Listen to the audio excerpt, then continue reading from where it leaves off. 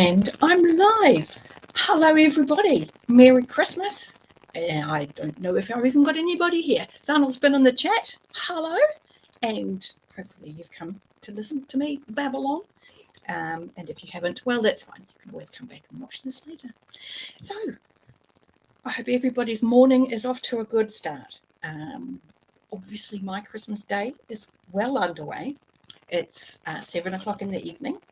And I have had a remarkably, astonishingly fabulous Christmas so far, which is awesome. And Kev's here. Yay! Merry Christmas, Kev. I hope you're having a fabulous day, or at least have a yummy breakfast about to encounter your belly, because, you know, a pretty fabulous breakfast Christmas morning never goes astray. We went through a fair amount of Feijoa champagne, which was delicious. So we're all very giggly. I say that's not true. We're all very sleepy because we all had a fabulous Christmas dinner, and most of us are in the whole food coma. It's wonderful. And Anita, hello. Merry Christmas. And hey, who else have we got? 1 a.m. Goodness me. Well, happy Christmas Eve. You want to go to bed soon, Kev, or Santa won't visit. So, although I say that out loud, I don't know if you qualify as a good boy. Have you been a good boy this year, Kev? Will you get a visit from Santa? These are the questions we have to ask ourselves on the night before Christmas. And it's obviously late there as well for Anita. So I know Anita's been good all year. How else? Seriously, she would beat me up if I said anything else. Anyway, you know I'm teasing. So I'm hoping that Santa will be very generous to you. I got containers. I'm just a little bit OCD, just a little bit, tiny bit. And I really like having lots of containers for things. So I got a really fabulous little storage unit with 16 little containers. And so I spent some of my afternoon rearranging all of my crap into different containers, which soothes my soul. And I got a diamond painting thing, but it's of a turtle, so it's very much in the theme of Terry Pratchett. And Donald's here, and Charlie's here. Hello. Merry Christmas. I got a jigsaw puzzle. Yay, love my jigsaws. And what else did I get? I got some embroidery threads, and I got some washi tape, and I got one other thing. What else did I get? Something else. I can't remember now. But yes, it was all unexpected. I didn't anticipate getting more than, I don't know, a sort of token box of chocolates. So it was awesome. So there's that. I have done nothing else all day except work on my diamond painting of my turtle and drink and eat and eat and drink. So yay me. It's been a pretty good Christmas. My best friend is an amazing cook, so I bought all the junk food and half the booze, and she did the cooking, and it was amazing. We had roast lamb with roast potatoes and gravy, and it was delicious. And she's currently making a trifle. I can hear the kitchen going, so she's on the trifle. So who else has just arrived? Bards and Books. That's Usman, I think. Merry Christmas. Thank you very much. Eager to get into a lot of Discworld this year. Yay! Or rather next year. Next week. Soon. I'm very pleased to hear it. I wanted to do something Christmas because I figure most of my house would be in food comas for the evening and I would be unable to settle. And I have been, because Christmas is a difficult time for me with various forms of mental unwellness. So I struggle a lot at Christmas, and I figured this would help keep my mood up. And it has. I've looked forward to this all day. So thank you all for that. Just giving me something to look forward to. I figure I'll give it another couple of minutes and then I'll just start reading some Hogfather at you, which you can either mute or whatever. So you don't have to listen to me if you don't want to. But I thought it would be nice. And when Donald suggested it in the Discord, I was like, oh, I knew it was a good idea. So I shall be doing that. Does anybody have any wishes on their Christmas list that they're just seriously hoping that somebody's going to do for them? Or have you had to just look after yourselves? Because that's kind of the bugger with being a grown-up, isn't it, at Christmas? You don't just get to give other people your wish list and have it arrive, like when you were a kid. I say that like that happened to me when I was a kid. That never happened to me when I was a kid. But there are kids, I'm sure, that get things on their wish list. So, yes, I did notice you, Thanol. I hadn't been in Discord very much at all this month. So I went through a couple of days ago and had an astonishing number of acts that I had to go through and make sure that I followed up on. But sadly, quite a lot of them were at everyone's. So I was like, oh. So yes, never mind. And Dom's here too. Hi. Kev's hoping that Santa brings you enough money to quit your job and live comfortably until you die. Well, what's your life expectancy, Kev? Because, you know, that's always the relevant thing. Because, you know, I could live the rest of my life on what money I've got, so long as I live till next Tuesday. I'm fine. So, but yeah. So, I hope you all have lovely plans. Have any of you got going out and visiting people on your agendas for Christmas? Ours was the house that received people today. My best friend's mum is here from Auckland, about a 3-hour flight away. She's quite an elderly lady. She's in a wheelchair, and that's been an adventure trying to figure out how to manoeuvre her through the house. We've had to move a couple of pieces of furniture, but that's okay. She's only here for a few days, and but she's had fun, which is good. The teenagers that were here on Christmas have had a blast. The 15-year-old got a bass, and she's absolutely beside herself. She spent most of the afternoon in the garage making noise. And the slightly younger teenager even played the drums for her for a while. So there was actual sibling bonding happening, which was just wonderful. So, Donald, the trick learned from Neil Gaiman is it's okay to be 12 forever, as long as you figure the forever part. Yeah, pretty much. It's difficult. Reality makes that really hard to retain that kind of, well, not even innocence, because, you know, by 12 I was fairly jaded. And I think most 12-year-olds certainly like to think they're very jaded. But yeah, life makes that innocence and fresh outlook on life a little more difficult the longer you live it. So I am incredibly astonished and very admiring of people who manage to keep that innocence. So you'll be chilling until you hit 30. Well, that's pretty good. Anita wants to get out of her slump. I hear that. I haven't read a new thing since mid-year. And I read almost nothing in August and September. And I'm still just doing rereads because it's the only thing I can bring myself to read at the moment. I keep meaning to get to the last book in the Soldier Sun trilogy, and it's just sitting there going, you should read me. I'm really good. And I just keep going, but I don't really feel like it. I mean, I should, but I probably won't. And I have to pretty much just give myself permission to leave it until a bit later and not carry the guilt into 2024. Dom read Hogfather recently. Awesome. I'm so pleased.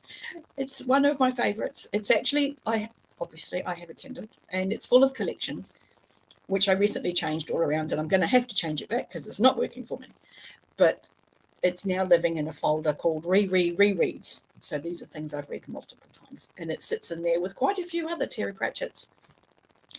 But I'm going to have to go back to having way more folders, but by author, because otherwise trying to find books in my Kindle is a freaking nightmare. Does anyone else have that trouble? Seriously, that's the one problem I have with Kindle. It's like, why? Why can I not just put books in an order, and when I buy a new book, tell it where I want it in the order of books in my Kindle? It's really annoying. Made worse by the fact that they now are like, oh, and if you've got books in the series, we'll put them in order for you. No, you don't. You put some of them in there in order, but not all of them. and some of them you put in separate series of the same series, and it's very annoying. Anyway, you're reading the Bone Clocks. Nice. Now, who read that recently? Somebody else read that recently. I remember watching that on BookTube. Somebody saying good things about that. Daniel heard Small Gods is a sexist book because there are almost no women in it. Well, there are almost no women in it, but there's also very few people in it in general. I'm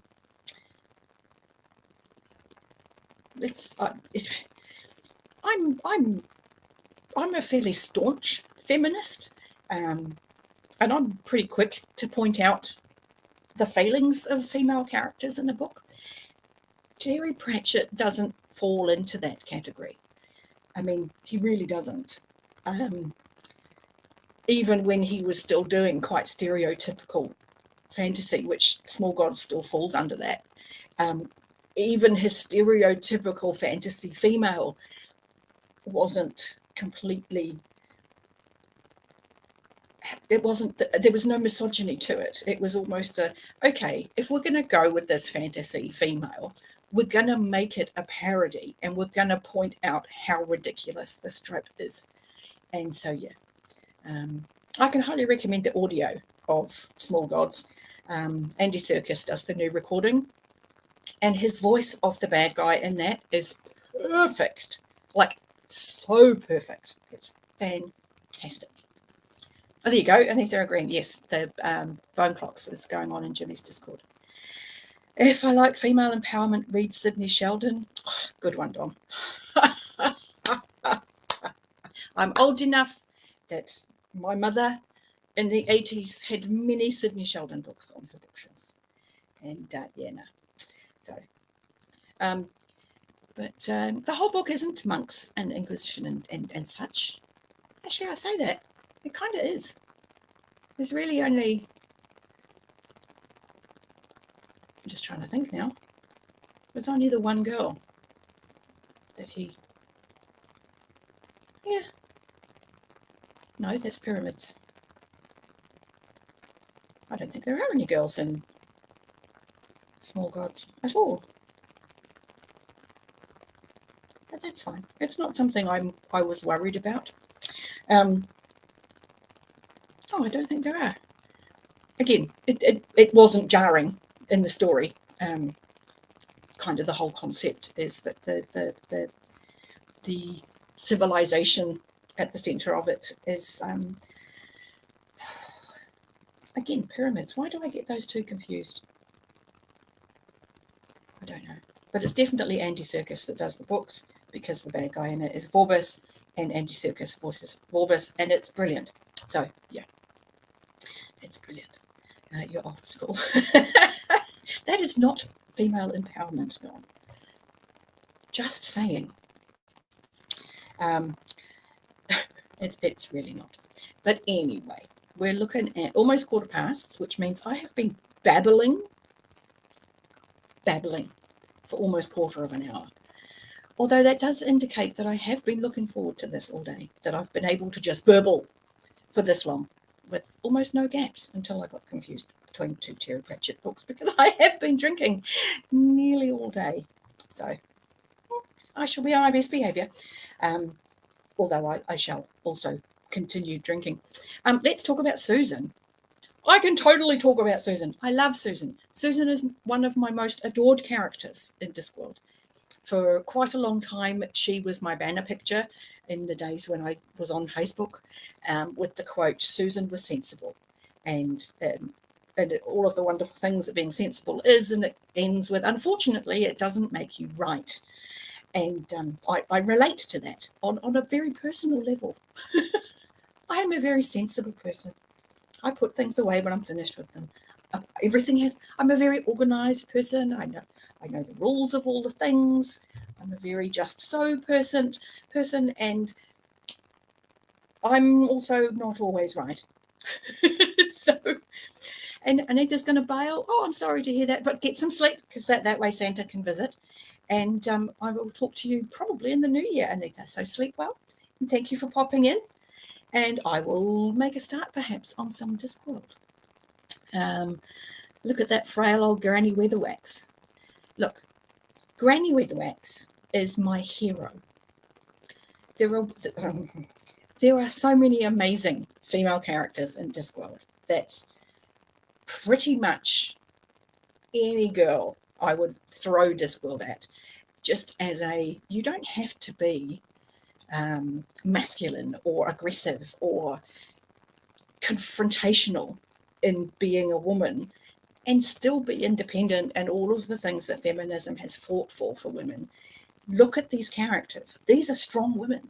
These are strong women who have voices, who have agency, who are different and enabled in all of these different ways. And they're all very different in appeal to whoever they're with. We have a romance between the trolls. I mean, Detritus gets a love interest in Moving Pictures, which is wonderful and fabulous. And it never goes into depth with it. But Moving Pictures is one of the earliest books in the series. And we saw Detritus meet Ruby in one of the very latest books in the series. They've adopted a troll because Detritus and Ruby have never had a pebble of their own, which I think is just the most charming thing. We have Sybil and Vimes. Oh, Anthony's here. Hello. And Sybil and Vimes. Lady Sybil, I adore her. I adore Lady Sybil. She's gravitationally attractive to the earth. I love her because she's just, her power is in niceness. She's just a nice lady and she's kind, and that's her superpower. And she kind of secretly runs the world. And I love her. She's wonderful. Thornhill again, only one character close in inner strength to Granny, and that is the novel version of Mary Poppins. And she might be God. Well, yes, she may. I still would put my money on Granny. I would just never go. I personally think betting against Granny is just a really dumb move. It just is. Just don't do that. That's not wise at all. I mean, even to the Tiffany Aching in the YA books that happen toward the end of the series. She's marvelous. We meet Tiffany when she's 9, and she's the youngest of a complete horde of children. She's looking after the youngest child of the family, and she's pretty much just left to her own devices, but she has such strength of character in herself. And she has just accepted the mantle of responsibility and the power that comes with that, rather than wanting power and dealing with the responsibility that comes with power. Which is why I agree with you there, Thunel, that when Tiffany gets old, she will surpass Granny. And I think she will, because Granny acknowledges that she has, in much the same way as Granny did. Hi, Jacob, thank you. In much the same way as Granny did, Tiffany chose to be a witch. Witching didn't call her. She wasn't chosen by an older witch to be trained. She chose to be a witch. She just decided that that's what she was going to do, knowing it was hard work, knowing it came with a lot of burden. And yes, the only person Granny ever bowed to, which to me is the highest praise possible. So anyone who has a problem with the women in Terry Pratchett's Discworld just isn't reading any. They're going by hearsay, is all I can say to that. They actually haven't read any of the text, because it's just not true. So that's my opinions on that. But I am going to read some from the Hogfather, because now I've been burbling for 20 minutes. So I'm going to read from my Kindle. Where are you? One of my many, many copies of Hogfather, because I have this copy. I don't have a physical copy anymore. I did used to. And I have 2 Audible copies, because I have the old one, voiced by Stephen Briggs, and the new one, which is Sean Clifford. Sean Clifford? Sean Clifford. And the only redeeming feature I'm finding now with the new narrations, now that I've got over the thrill of the new narrations, and I've spent some time with them, I'm not a huge fan. except for Peter Serafinowicz, who's doing the voice of Death. He does a marvellous job, and I applaud him for it. However, we're going to go into Hogfather by our lovely, lovely, adored author, Terry Pratchett. And there's no chapters, so I'm just going to read until I get fed up. So, where are we? Okay. Everything starts somewhere, although many physicists disagree. But people have... Oh, sorry, I need to take my glasses off because I'm old. But people have always been dimly aware of the problem at the start of things. They wonder aloud how the snowplow driver gets to work, or how the makers of dictionaries look up the spelling of words. Yet there is the constant desire to find some point in the twisting, knotting, ravelling nets of space-time on which a metaphorical finger can be put on to indicate that here is the point where it all began. Something began when the Guild of Assassins enrolled Mr. Tiatame, who saw things differently from other people. And one of the ways he saw things differently from other people was in seeing other people as things. Later, Lord Downey of the Assassins Guild said, "We took pity on him because he lost both parents at an early age. I think, on reflection, that we should have wondered about that a bit more." But it was much earlier even than that, when most people forgot that the very oldest stories were, sooner or later, about blood.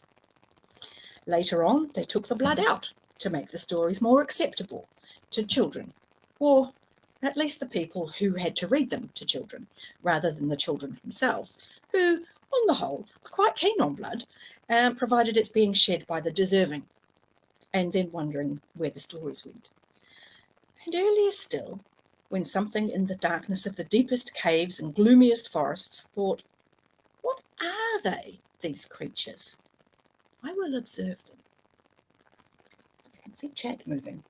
Who's chatting? What are we saying? Oh, God. It's AP! Hello! And a Merry Christmas to you, AP.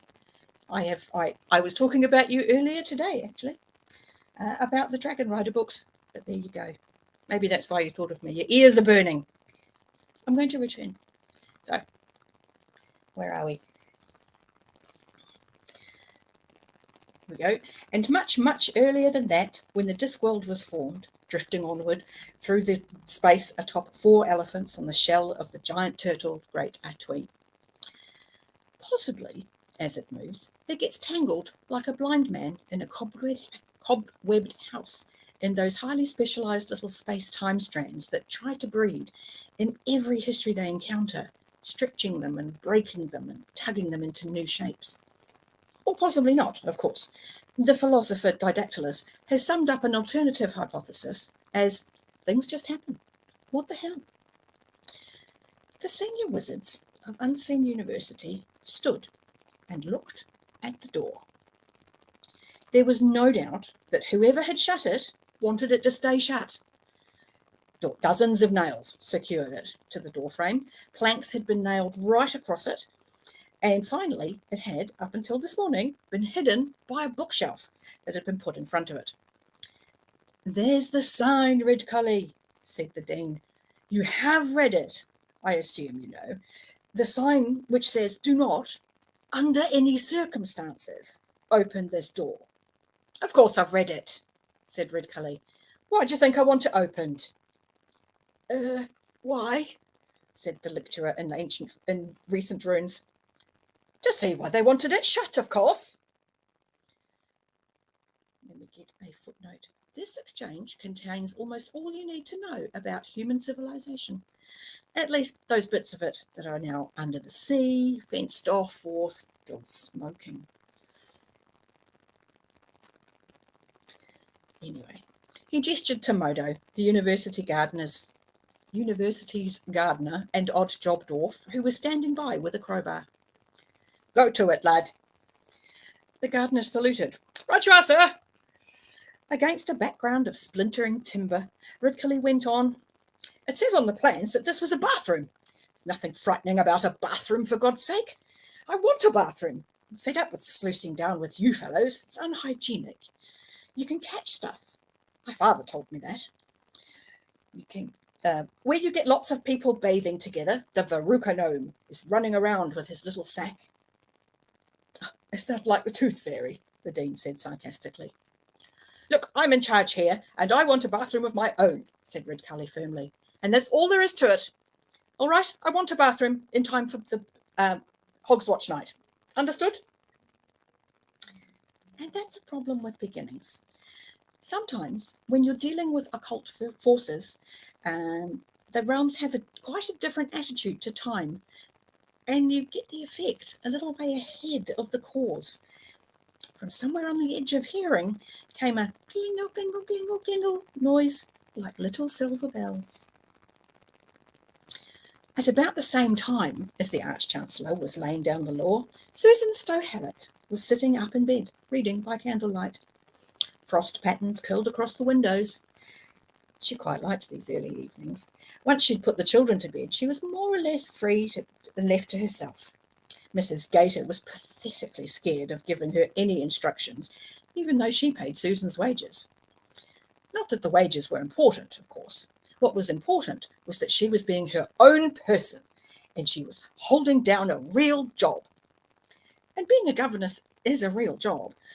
The only tricky bit had been the embarrassment when her employer found out that she was a duchess, because in Mrs. Gator's book, which was a rather short book with not very many big words, the upper crust wasn't supposed to work. It was supposed to loaf around. It was all Susan could do to stop her curtsying whenever they met. A flicker made her turn her head. The candle flame was streaming out horizontally as though in a howling wind. She looked up.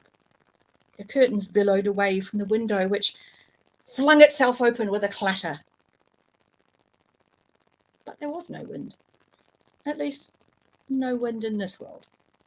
Images formed in her head. A red ball, the sharp smell of snow, and then they were gone. And instead there were teeth, said Susan aloud. Teeth? Again? She blinked. When she opened her eyes, the window was, as she knew it would be, firmly shut. The curtains hung demurely. The candle flame was innocently upright. Oh, no, not again. Not after all this time. Everything had been going so well. Susan? She looked around. The door had been pushed open and a small figure stood there, barefoot in a nightdress. She sighed. Yes, Twyla? I'm afraid of the monster in the cellar, Susan. It's going to eat me up. Susan shut her book firmly and raised a warning finger. What have I told you about trying to sound ingratiatingly cute, Twyla? She asked. The little girl said, You said I mustn't. You said that exaggerated lisping is a hanging offence and I only do it to get attention. Good. Do you know what the monster is this time? It's the big hairy one with... Susan raised her finger. She warned. With 8 arms, Twyla corrected herself. What? Again? Oh, all right. She got out of bed and put on her dressing gown, trying to stay quite calm while the child watched her. So, they were coming back. Oh, not the monster in the cellar. That was all in a day's work. But it looked as if she was going to start remembering the future again. She shook her head. However far away you ran, you always caught up with yourself. But monsters was easy, at least. She had learned how to deal with monsters. She picked up the poker from the nursery fender and went down to the back stairs, with Twyla following her. The Gators were having a dinner party. Muffled voices came from the direction of the dining room. Then, as she crept past, a door opened and yellow light spilled out, and a voice said, Ye gods, there's a girl in a nightshirt out here with a poker! And she saw figures silhouetted in the light and made out the worried face of Mrs. Gator. Oh, Susan, what are you doing? Susan looked at the poker and back at the woman. Twyla says she's afraid of the monster in the cellar, Mrs. Gator. And you're going to attack it with a poker, eh? Said one of the guests. There was a strong atmosphere of brandy and cigars. Yes, said Susan simply. Susan's our governess, said Mrs. Gator. I told you about her. There was a change in the expression on the faces peering out from the dining room. It became a sort of amused respect. "She beats up monsters with a poker?" said someone. "Actually, it's a very clever idea," said someone else. "Little gal gets it into her head there's a monster in the cellar. You go in with the poker, make a few bashing noises while the child listens, and everything's all right. Good thinking, that girl. Very sensible, very modern." Is that what you're doing, Susan?" Mrs. Gator asked anxiously. "Yes, Mrs. Gator," Susan replied obediently. "Oh, this I've got to watch by eye. It's not every day you see monsters being beaten up by a gal," said the man behind her. There was a swish of silk and a cloud of cigar smoke as the diners poured out into the hall. Susan sighed again and went down to the cellar stairs, with Twyla sitting demurely on the top, hugging her knees. A door opened and shut. There was a short period of silence, and then a terrifying scream. One woman fainted, and a man dropped his cigar. "You don't have to worry. Everything will be all right," said Twyla calmly. "She always wins. Everything will be all right." There were thuds and clangs, and then a whirring noise, and finally a sort of bubbling. Susan pushed open the door. The poker was bent at right angles. There was nervous applause.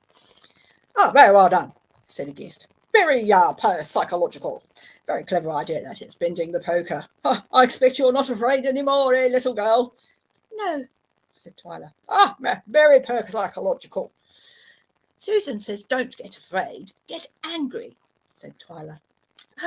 Thank you, Susan," said Mrs. Gator, now a trembling bouquet of nerves. "And now, Sir Geoffrey, if you'd like to all come back into the parlour, I mean the drawing room." The party went back up the hall. The last thing Susan heard before the door shut was, "Dashed convincing the way she bent that poker like that." She waited. "Have they all gone, Twyla?" "Yes, Susan." "Good."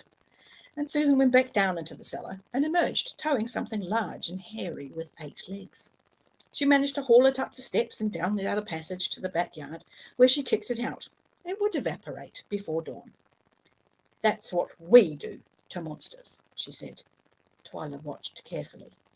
"And now it's to bed for you, my girl," said Susan, picking her up. "Can I have the poker in my room for the night?" "All right." "It only kills monsters, doesn't it?" the child said sleepily as Susan carried her upstairs. "That's right," Susan said. "All kinds." She put the girl Nick to bed next to her brother and leaned the poker against the toy cupboard. The poker was made of some cheap metal with a brass knob on the end. She would, Susan reflected, give quite a lot to be able to use it on the children's previous governess. "Good night." "Night." She went back to her own small bedroom and got back into bed, watching the curtains suspiciously. It would be nice to think she'd imagined it. It would also be stupid to think that too. But she'd been nearly normal for 2 years now, making her own way in the real world, never remembering the future at all. Well, perhaps she had just dreamed things, and even dreams could be real. She tried to ignore the long thread of wax that suggested the candle had, just for a few seconds, streamed in the wind. Need a drink. I just want to say, I absolutely love the fact that she wants any child that lisps is a hanging offence. Cause of parents' death got in my way. Yes, I imagine Mr. Tiotame didn't take very well to being told what to do. However, she'll have a quick couple of gulps and go back to it. So, I'm drinking whiskey and Coke, by the way, for those who are interested. Because we moved on from the Fijoa champagne, which is, it was very sparkly and delicious with breakfast. Man was brilliant. How in the world could he write like that? I don't know, but he was brilliant. And I stand by my claim that he is our generation's Shakespeare. Considered pulp fiction for the masses in his time and only becoming recognised as the genius he was since we've lost him, as more and more people realise just how much was in his writing. So it was a shame, really. He should have had far more acknowledgement. And that's, I mean, hey, The man was knighted. It's not like he was being ignored, but he still hasn't achieved the kind of gravitas that I think he deserves. Anyway, okay. As Susan sought sleep, Lord Downey sat in his study, catching up on his paperwork. Lord Downey was an assassin, or rather an assassin. The capital letter was important.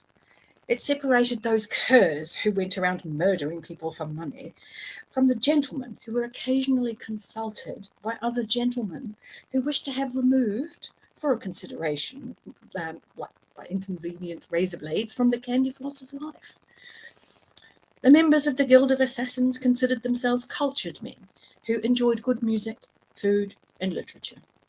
And they knew the value of human life, to a penny in many cases. Lord Downey's study was oak-panelled and well-carpeted. The furniture was very old and quite worn, but the wear was the wear that comes only when very good furniture is very carefully used over several centuries. It was matured furniture. A log fire burned in the grate. In front of it, a couple of dogs were sleeping in the tangled way of large hairy dogs everywhere. And apart from the occasional doggy snore or the crackle of a shifting log, there were no other sounds but the scratching of Lord Downey's pen and the ticking of the long case clock by the door. Small private noises, which only served to define the silence. At least, that was the case until someone cleared their throat. The sound suggested very clearly that the purpose of the exercise was not to erase the presence of a troublesome bit of biscuit, but to merely indicate in the politest way possible the presence of the throat. Downey stopped writing, but did not raise his head. Then, after what appeared to be some consideration, he said in a businesslike voice, "The doors are locked, the windows are barred, the dogs do not appear to have woken up, the squeaky floorboards haven't. Other little arrangements, which I will not specify, seem to have been bypassed. That severely limits the possibilities. I really doubt you are a ghost, and gods generally do not announce themselves so politely. You could, of course, be death, but I don't believe he bothers with such niceties, and besides, I am feeling quite well." Something hovered in the air in front of his desk. "My teeth are in fine condition, so you are unlikely to be the tooth fairy. I've always found that a stiff brandy before bedtime does quite away with the need for the Sandman, and since I carry a tune quite well, I suspect I'm not likely to attract the attention of Old Man Trouble." Figure drifted a little closer. "I suppose a gnome could get through a mouse hole, but I have traps down," Downey went on. "Bogeymen can walk through walls, but would have been very loath to reveal themselves.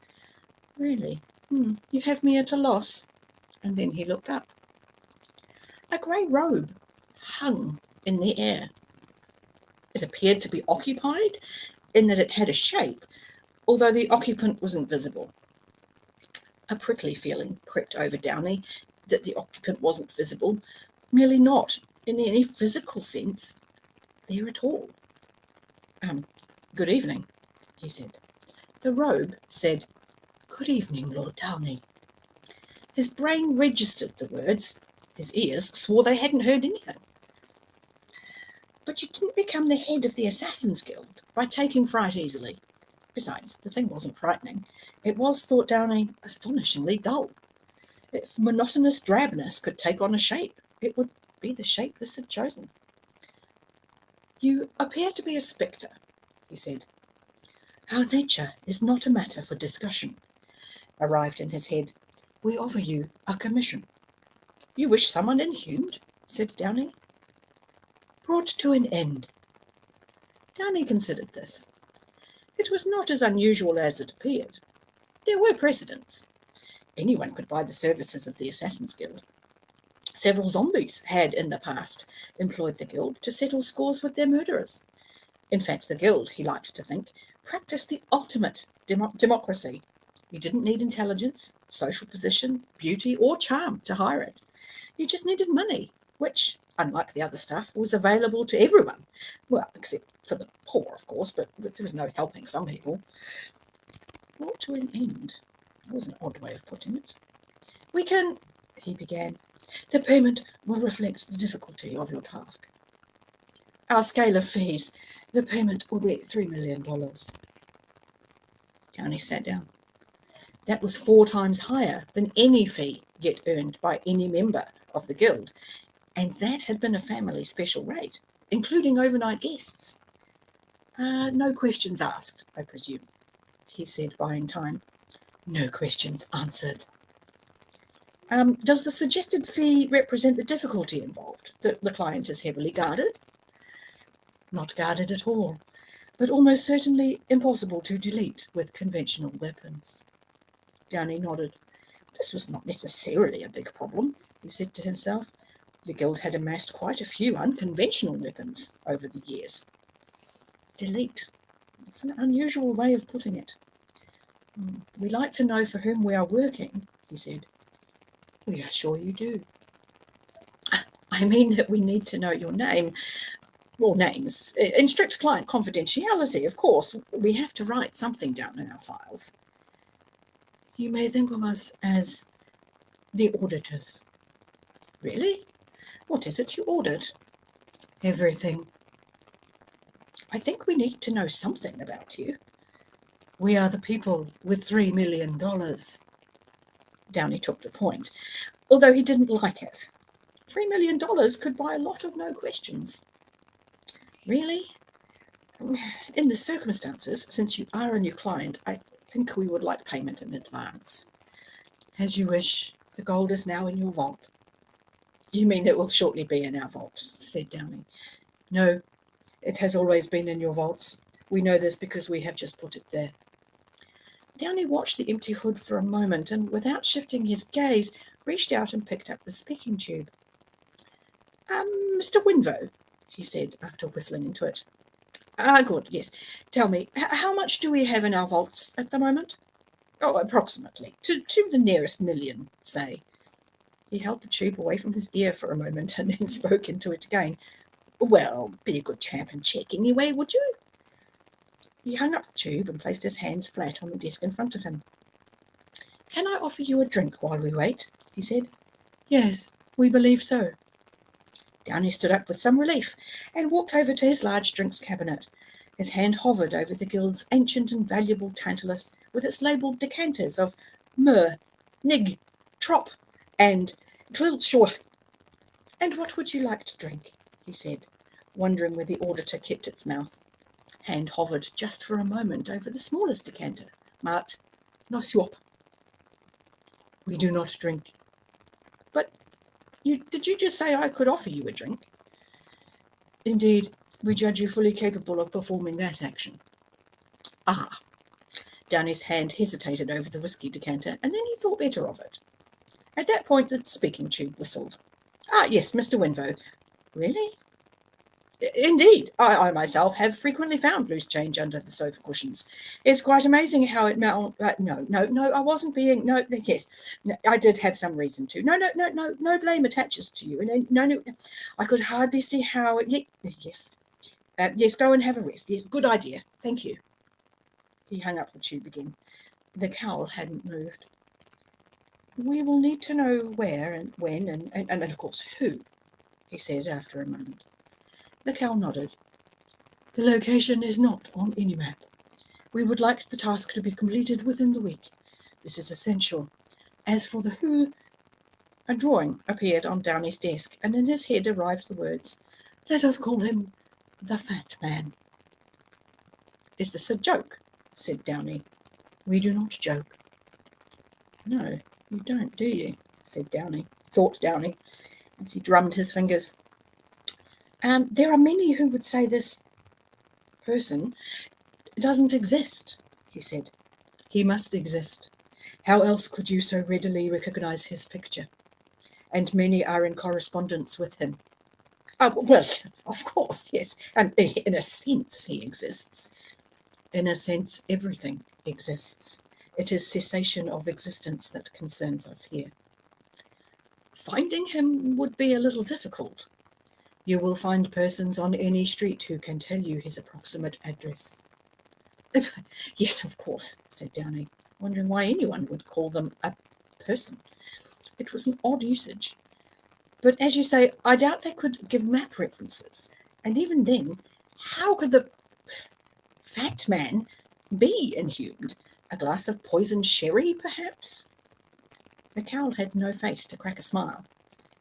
You misunderstand the nature of employment, Lord Downey. He bridled at this. Assassins were never employed. They were engaged, or retained, or commissioned, but never employed. Only servants were employed. What is it I misunderstand? He said. We pay. You find the ways and the means. The cowl began to fade. Oh, how can I contact you? Said Downey.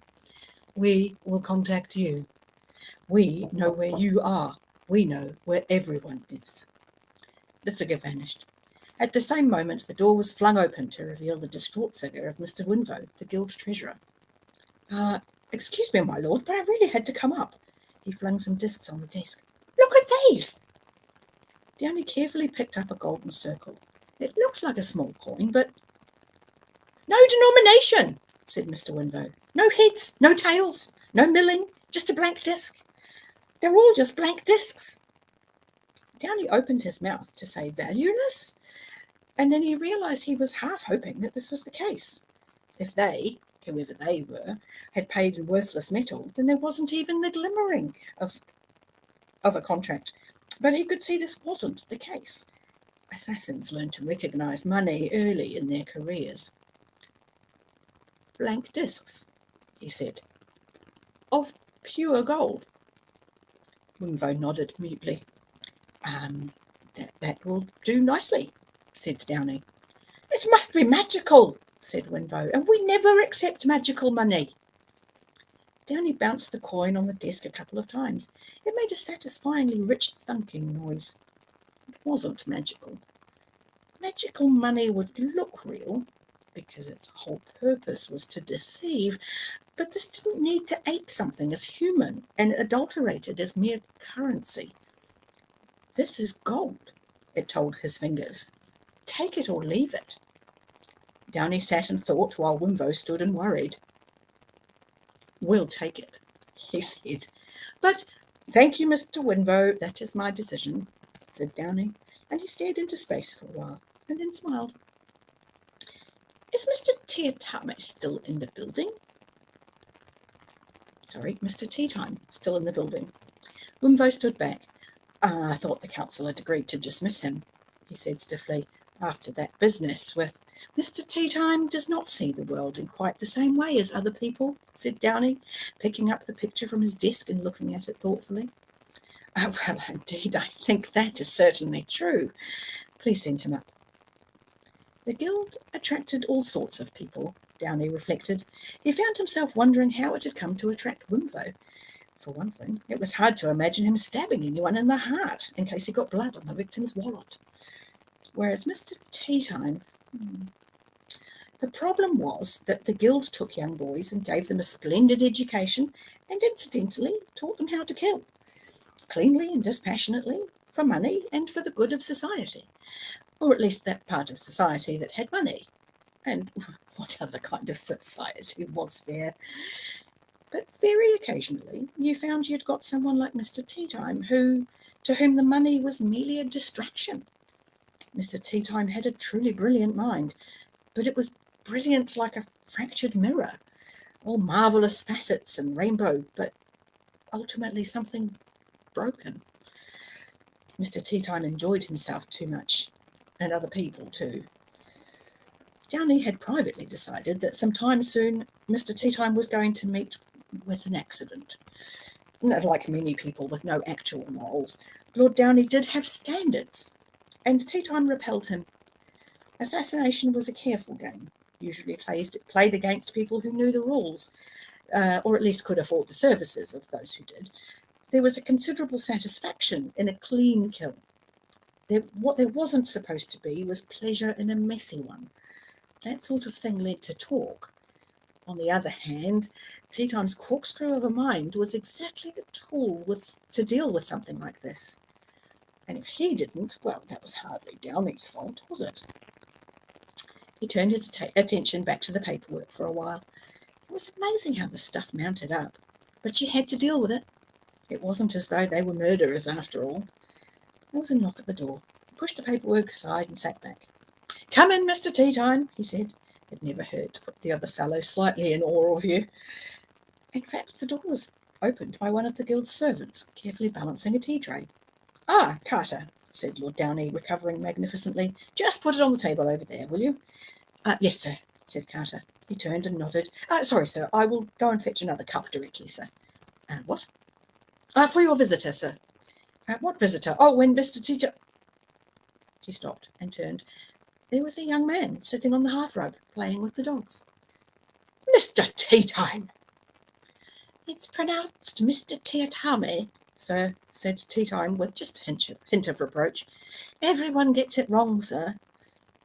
"How did you do that?" "Pretty well, sir. I got mildly scorched on the last few feet, of course." There were lumps of soot on the hearth. Downey realised he'd heard them fall, but that hadn't been particularly extraordinary. No one could get down the chimney. There was a heavy grid firmly in place near the top of the flue. "But there's a block-tin fireplace behind the old library," said Teatime, apparently reading his thoughts. "The flues connect under the bars. It really was strong, sir." "Really?" "Oh, yes, sir." Downey nodded. The tendency of old buildings to be honeycombed with sealed chimney flues was in fact you learned early in your career, and then he told himself, you forget. It always paid to put the other fellow in awe of you too. He'd forgotten they taught that too. "Well, the dogs seem to like you," he said. "I get on well with animals, sir." Teatime's face was young and open and friendly, or at least it smiled all the time. But the effect was spoiled for most people by the fact that it only had one eye. Some unexplained accident had taken the other one, and the missing orb had been replaced by a ball of glass. The result was disconcerting.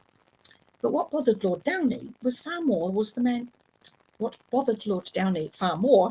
man's other eye, the one that might loosely be called normal. He'd never seen such a small and sharp pupil. Teatime looked at the world through a pinhole. He found he'd retreated behind his desk again. There was that about Teatime. You always felt happier if you had something between him and you. "You like animals, do you?" he said. I have a report here that says you nailed Sir George's dog to the ceiling."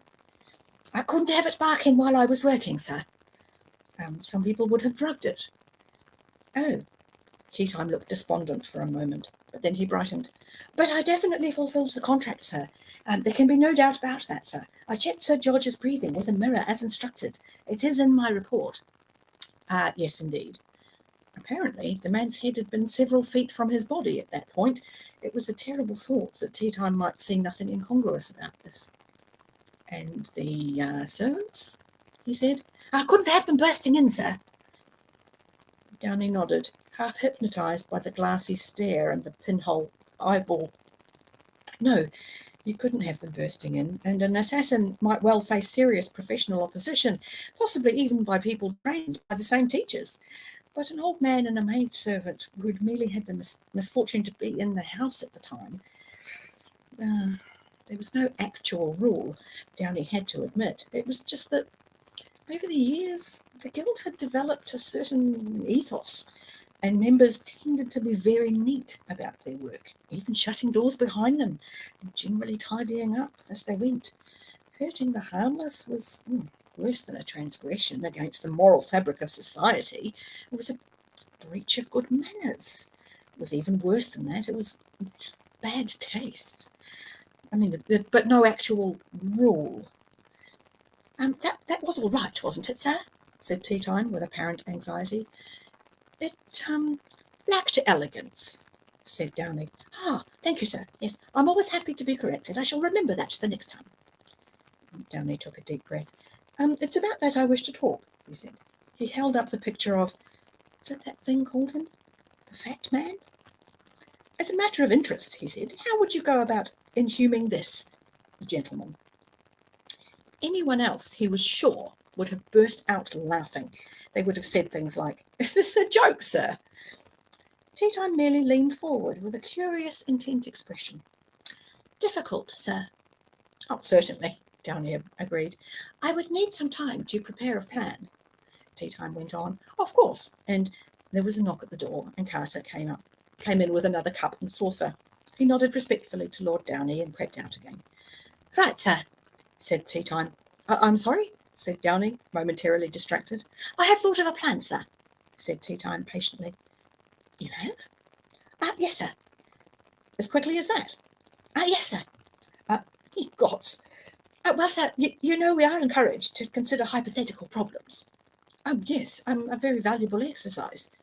Downey stopped and then looked shocked. You mean you have actually devoted time to considering how to inhume the Hogfather? He said weakly. You've actually sat down and thought out how to do that. You've actually devoted your spare time to the problem. Oh, yes, sir, and the soul cake duck, and the Sandman, and death. Downey blinked again. You've actually sat down and considered how to... Oh, yes, sir, I've amassed quite an interesting file, in my own time, of course. I want to be quite certain about this, Mr. Tea Time. You have applied yourself to a study of ways to kill death. Only as a hobby, sir. Well, yes, hobbies. Yes, I mean, I used to collect butterflies myself, said Downey, recalling those first moments of awakening pleasure at the use of poison and a pin. But actually, sir, the basic methodology is exactly the same as it would be for a human. Opportunity, geography, technique. You just have to work with the known facts about the individual concerned. Of course, with this one, such a lot is known. And you've worked it all out, have you? Said Downey, almost fascinated. Oh, a long time ago, sir. When, may I ask? Oh, I think it was when I was lying in bed one hog's watch. My God, thought Downey, and I to think that I used to listen for sleigh bells. My word, he said aloud. I may have to check some details, sir. I'd appreciate some of the book access to the books in the dark library, but yes, I think I can see the basic shape. And yet this person, some people might say that he is technically immortal. Oh, yes, everyone has their weak points, sir. Even death. Oh, yes, absolutely. Very much so. Really? Johnny drummed his fingers on the desk again. The boy couldn't possibly have a real plan, he told himself. He certainly had a skewed mind. Skewed. It was a positive helix.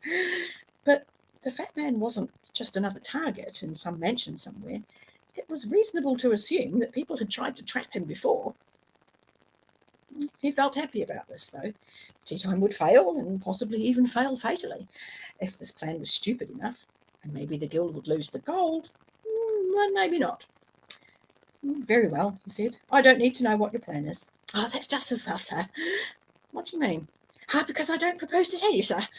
You'd be obliged to disapprove of it. I'm amazed that you're so confident that it can work, Tea Time. I just think logically about the problem, sir, said the boy. He sounded reproachful. Logically? Said Downey. I suppose I just see things differently from other people, said Tea Time. I need another drink. Oh, we've had chats. Colin's here. Hey, Colin. Hey, Nico. Hello. And Dimitri. Hello. Lovely to see you. Nice. Oh, you've only been here 5 minutes, so that's good. I haven't missed you too. So, yes, as you know, I am reading The Hogfather, and I'd forgotten just quite how creepy Tea Time is every time. I always know that he's creepy, but it's always a slightly alarming refresher when you come back to it. Like, oh yeah, he's properly twisted. He's very broken. But I am enjoying being back with Susan. And it's Maxwell. Hello, Merry Christmas. I have to perhaps apologise for you latecomers for my slight over-exuberance. I have been drinking pretty much all day. So, you know, a few Joe champagne with breakfast, you know, flavoursome beer with lunch, and now I'm on the whiskey and cokes. So it's great. I bet Mr. Tea Time would have no chance against a proper assassin, like Vetinari, for instance. I actually think Vetinari would keep him for much the same reason that Vetinari keeps Leonardo. There's always something useful to be gained by keeping odd people around. Just have to engage them in other ways and make use of their different viewpoint on life. In so much as he could be head of security. Let's face it, who's going to get through that twisted mind? I can't think of many. So there's that. But yes. Basically, if he's just so creepy. He deals with thugs. And they're frightened of him, rightly so, because he's scary. In the same way as a lot of insane people are scary. You should do that. I've done it occasionally. When people I've been somewhere where I haven't known, like I've been in a bar or a restaurant or somewhere where I'm dealing with a person that is unpleasant. You basically just go a little bit bananas at them and they're like, I'm going away. Yeah, being crazy is a really good and effective way to get rid of people. I think Vimes would get through that twisted mind. I think Vimes would be one of the few people Tea Time was frightened of. Because he's so straight in his thinking. Tea Time would find that scary. So, because let's face it, Vimes is the best policeman ever. Like he really is. He's even got a policeman in his own head. Angler. No, he's good with dogs, you see. There'd be an element of animal magnetism in him that Angler would be like, but he's not actually evil. Like he's not an evil person. He's just broken. So yeah. Not like her brother. Her brother is evil. But Tea Time isn't. He's just strange. So which is fine.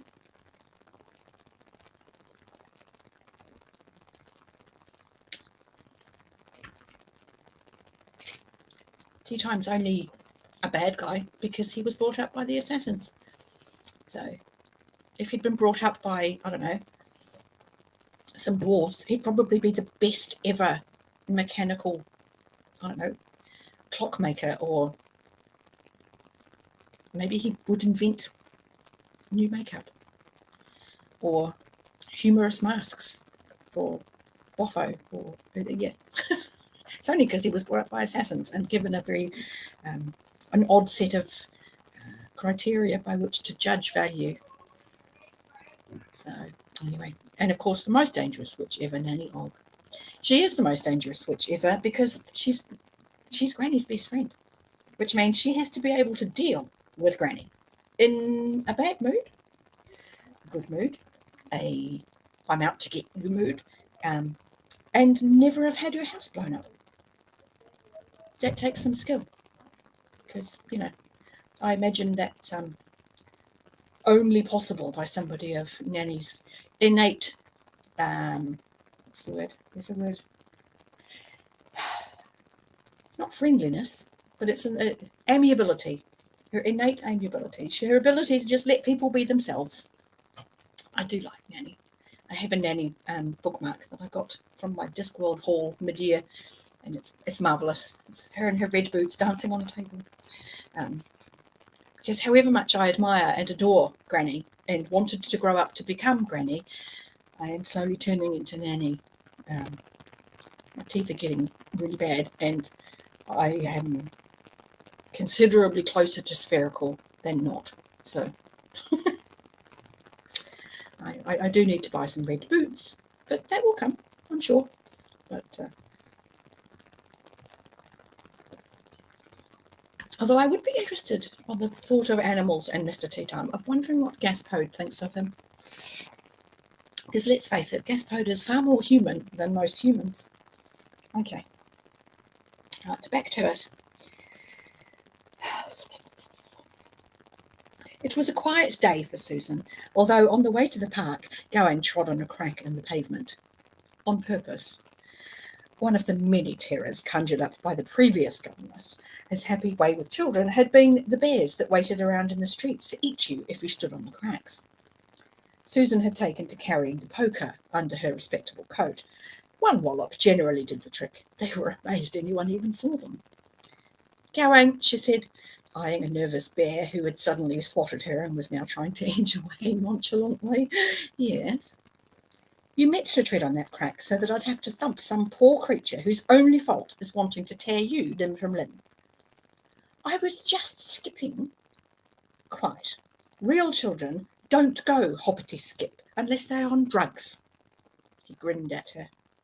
If I catch you being twee again, I will knot your arms behind your head, said Susan levelly.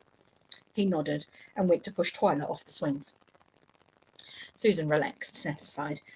It was her personal discovery. Ridiculous threats didn't worry them at all, but they were obeyed, especially the ones in the most graphic detail. The previous governess had used various monsters and bogeymen as a form of discipline. There was always something waiting to carry off or eat bad boys and girls for crimes like stuttering or defiantly and aggravatingly persisting in writing with their left hand. There was always a scissor man waiting for a little girl who sucked her thumb, always a bogeyman in the cellar, of such bricks as the innocence of childhood constructed. Susan's attempt to getting them to disbelieve in the things only caused the problem to get worse. Twyla had started to wet the bed. This may have been a crude form of defiance and defence against the terrible clawed creature that lived beneath it. Susan had found out about this one the first night, when the child had woken up crying because of a bogeyman in the closet. She'd sighed and gone to have a look. She'd been so angry when she'd pulled it out, hit it over the head with the nursery poker, dislocated its shoulder as a means of emphasis, and kicked it out of the door. The children refused to disbelieve in the monsters because, frankly, they knew damn well they were there. But she'd found out they could also, very firmly, believe in the poker. Now she sat down on a bench and read a book. She made a point of taking the children every day somewhere where they could meet others of the same age. If they got the hang of the playground, she thought, adult life would hold no fear. Besides, it was nice to hear the voices of little children at play, provided you took care to be far enough away that you couldn't actually hear what they were saying. There were lessons later on. These were going a bit better now. She'd got rid of the reading books about bouncy balls and dogs called Spot. She'd got Gawain onto the military campaigns of General Tacticius, which were suitably bloodthirsty, but more important, considered too difficult for a child. As a result, his vocabulary was doubling every week, and he could already use words like disemboweled in everyday conversation. After all, what was the point of teaching children to be children? They were naturally good at that. And she was, to her mild horror, naturally good with them. She wondered suspiciously if this was a family trait, and if, to judge by the way her hair so readily knotted itself into a prim bun, she was destined for jobs like this her entire life. It was her parents' fault. They hadn't meant to turn her out like this. At least she hoped charitably they hadn't. They'd wanted to protect her, to keep her away from the worlds outside this one, from what people thought of as the occult, from, well, her grandfather, to put it bluntly. This had, she felt, left her a little bit twisted. Of course, to be fair, that was a parent's job. The world was so full of sharp bends that if they didn't put a few twists in you, you wouldn't stand a chance of fitting in. And if they'd been conscientious and kind and given her a good home and even an education.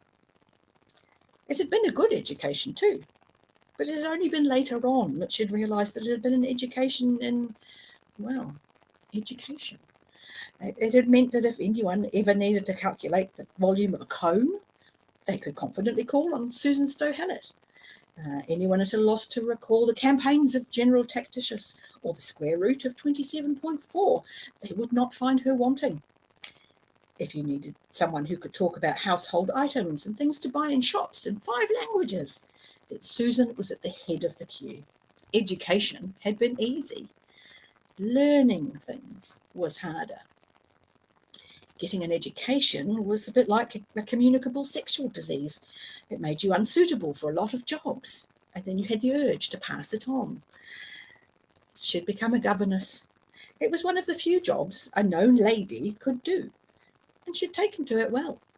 She'd sworn that if she indeed ever found herself dancing on rooftops with chimney sweeps, she'd beat herself to death with her own umbrella. After tea, she read them a story. They liked her stories. One in the book was pretty awful, but Susan's version was well received. She translated as she read. And then Jack chopped down the beanstalk, adding murder and ecological vandalism to the theft, enticement and trespass charges already mentioned. But he got away with it and lived happily ever after, without ever so much as a guilty twinge about what he had done, which just proves that you can be excused about anything if you're a hero, because no one asks inconvenient questions. And now, she snapped the book closed, it's time for bed. The previous governess had taught them a prayer, which included the hope that some god or other would take their soul if they died while they were asleep, and if Susan was any judge, had the underlying message that this would be a good thing. On one day, Susan averred she'd hunt that woman down. Susan, said Twyla from somewhere under the blankets. Yes. You know, last week we wrote letters to the Hogfather. Yes. Only, in the park, Rachel said he doesn't exist and it's your father, really, and everyone else said she was right. There was a rustle from the other bed. Twyla's brother had turned over and was listening surreptitiously. Oh dear, thought Susan. She had hoped she could avoid this. It was going to be like that business with the soul cake duck all over again. Does it matter if you're going to get the presents anyway? She said, making a direct appeal to greed. Yes. Oh dear. So Susan sat down on the bed, wondering how the hell to get through this. She patted the one visible hand. Look at it this way then, she said, and took a deep mental breath.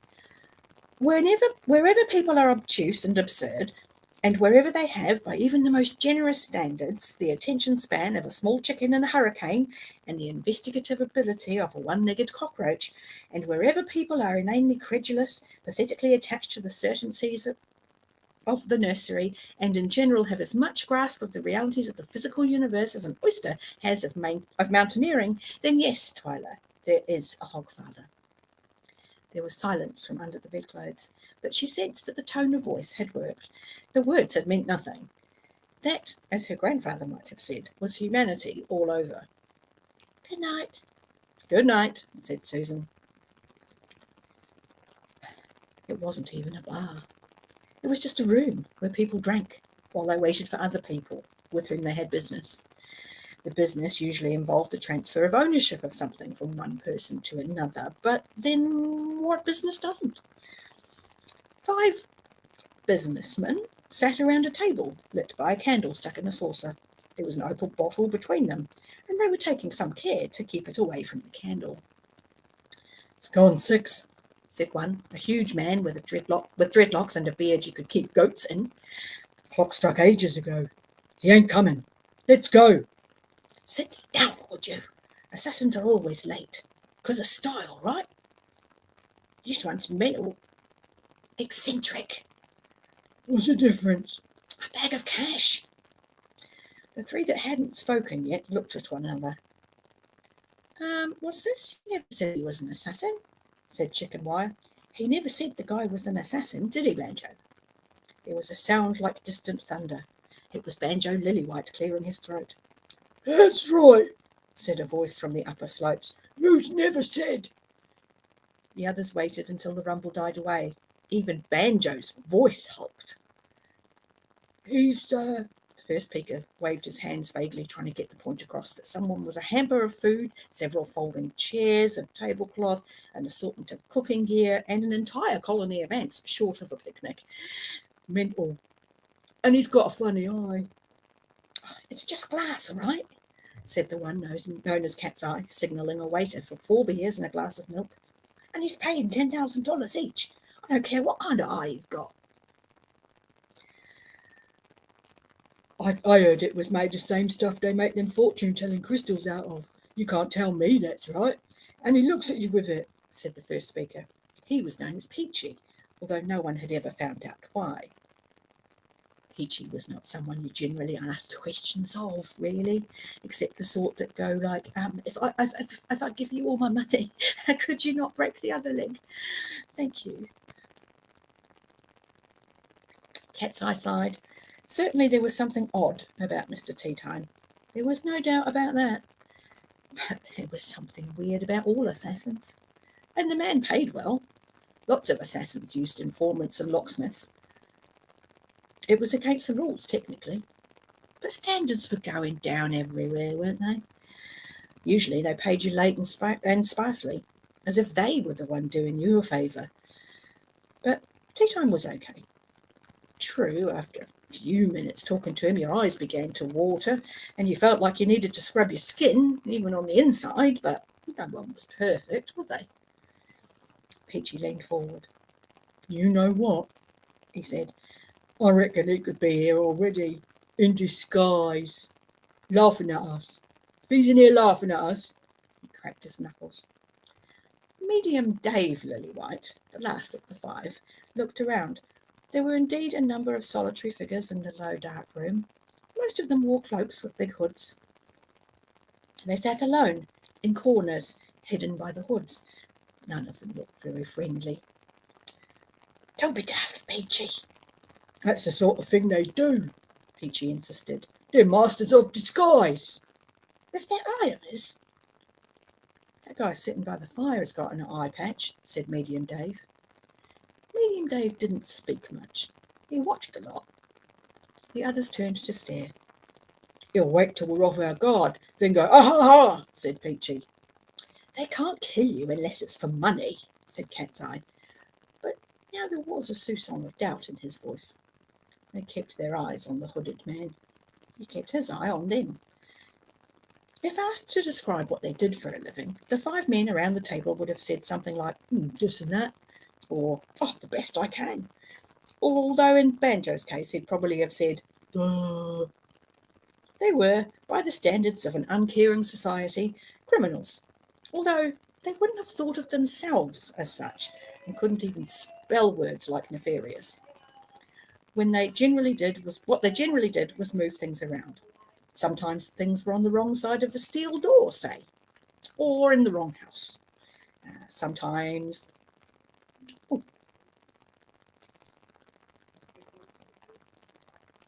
the things were in fact people who were far too unimportant to trouble the Assassins' Guild with, but were nevertheless inconveniently positioned where they were and could much better be located on, for example, a seabed somewhere. None of the five belonged to any formal guild, and they generally found their clients among those people who, for their own dark reasons, didn't want to put the guild to any trouble. Sometimes because they were guild members themselves. They had plenty of work. There was always something that needed transferring from A to B, or, of course, to the bottom of the sea. Any minute now, said Peachy as the waiter brought their beers. Banjo cleared his throat. This was a sign another thought had arrived. What I don't understand, he said, Yes, said his brother. What I don't understand is how long this place had waiters. Good evening, said Teatime, putting down the tray. They stared at him in silence. He gave them a friendly smile. Peachy's huge hand slapped the table. You crept up on us, you little, he began. Men in their line of business develop a certain prescience. Medium Dave and Cat's Eye, who were sitting on either side of Peachy, leaned away nonchalantly. Hi, said Teatime. There was a blur, and a knife shuddered in the table between Peachy's thumb and forefinger. He looked down at it in horror. My name's Teatime. Which one are you? I'm Peachy, said Peachy, still staring at the vibrating knife. That's an interesting name. Why are you called Peachy, Peachy? Medium Dave coughed. Peachy looked up into Teatime's face. The glass eye was a mere ball of faintly glowing grey. The other eye was a little dot in a sea of white. Peachy's only contact with intelligence had been to beat it up and rob it wherever possible, but a sudden sense of self-preservation glued him to his chair. 'Cause I don't shave, he said. Peachy don't like blades, mister, said Cat's Eye. And do you have a lot of friends, Peachy? Said Teatime. Got a few, yeah. With a sudden whirl of movement that made the men start, Teatime spun away, grabbed a chair, swung it up to the table and sat down on it. 3 of them had already got their hands on their swords. "I don't have too many," he said apologetically. "I don't seem to have the knack. On the other hand, I don't seem to have any enemies at all. Not one. Isn't that nice?" Tea Time had been thinking, in the cracking, buzzing firework display that was in his head, and what he had been thinking about was immortality. He might have been quite insane, but he was no fool. There were, in the Assassin's Guild, a number of paintings and busts of famous members who had in the past that wasn't quite right. There were paintings and busts of the famous clients of members of the guild, with a noticeably modest brass plaques screwed somewhere nearby, bearing some little unassuming comment like, "Departed this vale of tears on Groom 3rd, year of the Sideways Leech, with the assistance of the Honourable K.W. Dobson, Viper House." Many fine old educational establishments had dignified memorials in some hall listing the old boys who had laid down their lives for monarch and country. The guild's was very similar, except for the question of whose life had been laid. Every guild member wanted to be up there in somewhere, because getting up there represented immortality. And the bigger your client, the more incredibly discreet and restrained would be that little brass plaque. Everyone couldn't help but notice your name.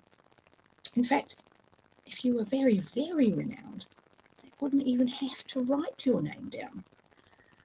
The men around the table watched him. It was always hard to know what Banjo was thinking, or even if he was thinking at all, but the other 4 were thinking along the lines of, "Bumptious little twit like all assassins. Thinks he knows it all. I could take him down one-handed. No trouble, but US stories, those always give me the creeps." "So, what's the job?" said Chicken Wire. "Oh, we don't do jobs," said Tea Time. "We perform services, and the service will earn each of you $10,000. That's a lot more than Thieves Guild, right?" said Medium Dave. "I never liked the Thieves Guild," said Tea Time, without turning his head. Why not?" They ask too many questions." "Oh, we don't ask questions," said Chicken Wire quickly. "Oh, we shall suit each other perfectly," said Tea Time. "Do have another drink while we wait for the other members of our little troop." Chicken Wire saw Medium Dave's lips start to frame the opening letters. Who? These letters he deemed inauspicious at this time, and he kicked Medium Dave under the table. The door opened slightly.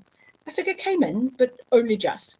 It inserted itself in the gap and sidled along the wall in a manner calculated not to attract attention, and calculated, that is, by someone not good at that sort of calculation.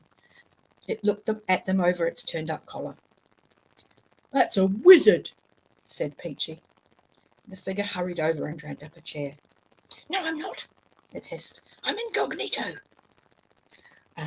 Right, Mr. Knito," said Medium Dave. "You're just someone in a pointy hat. This is my brother Banjo. That's Peachy. This is Chick." The wizard looked desperately at Tea Time. "I didn't want to come." "Mr. Sidney here is indeed a wizard," said Tea Time. "Mr. Sidney here is indeed a wizard," said Tea Time. "A student, anyway, but down on his luck at the moment, hence his willingness to join us on this venture."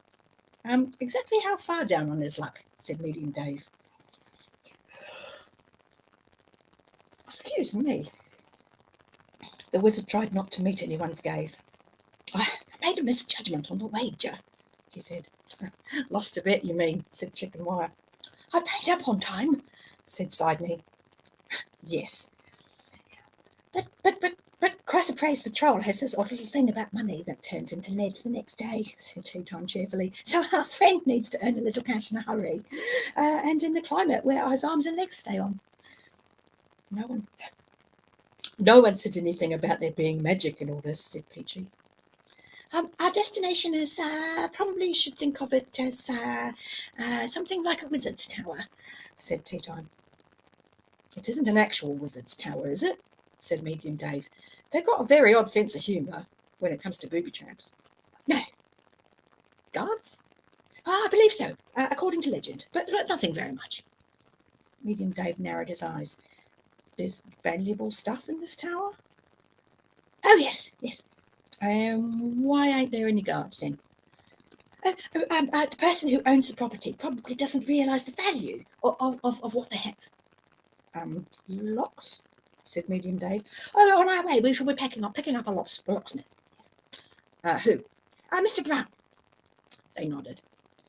Everyone, at least everyone in the business, and everyone in the business knew what the business was.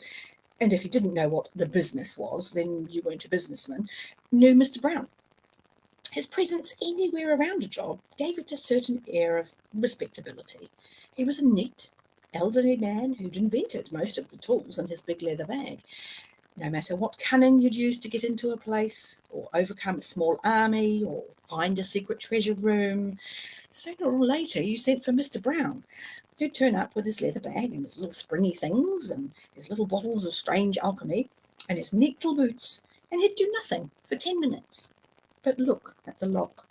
And then he'd select a piece of bent metal from a ring and of several hundred almost identical pieces, and under an hour later he'd be walking away with a net 10% of the takings.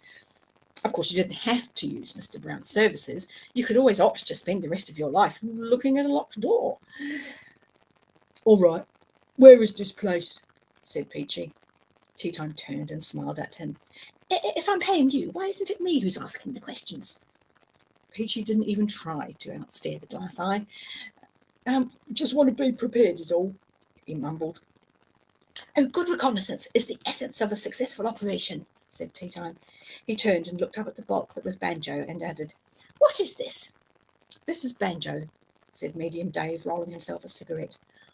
Does it do tricks? Time stood still for a moment.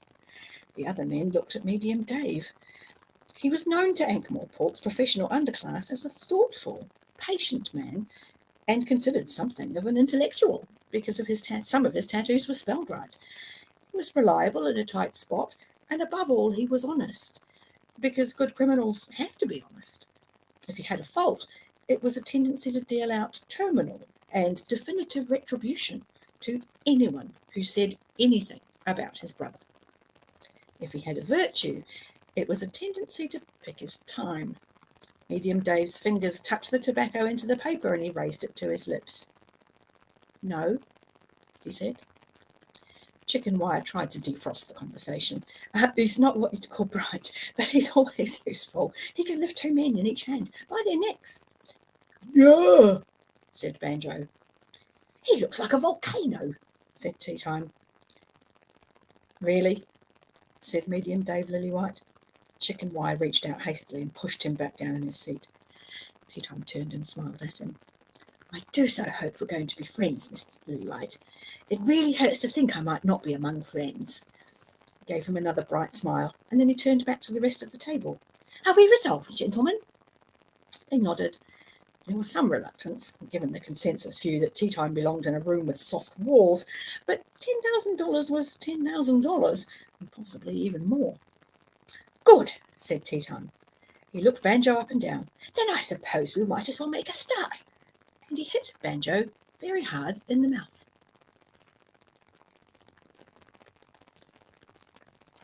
I always liked Banjo. Oh, we've had more people. It's Kaz. Hello. You read Hogfather last year. Yes, you did. I'm so glad you loved it.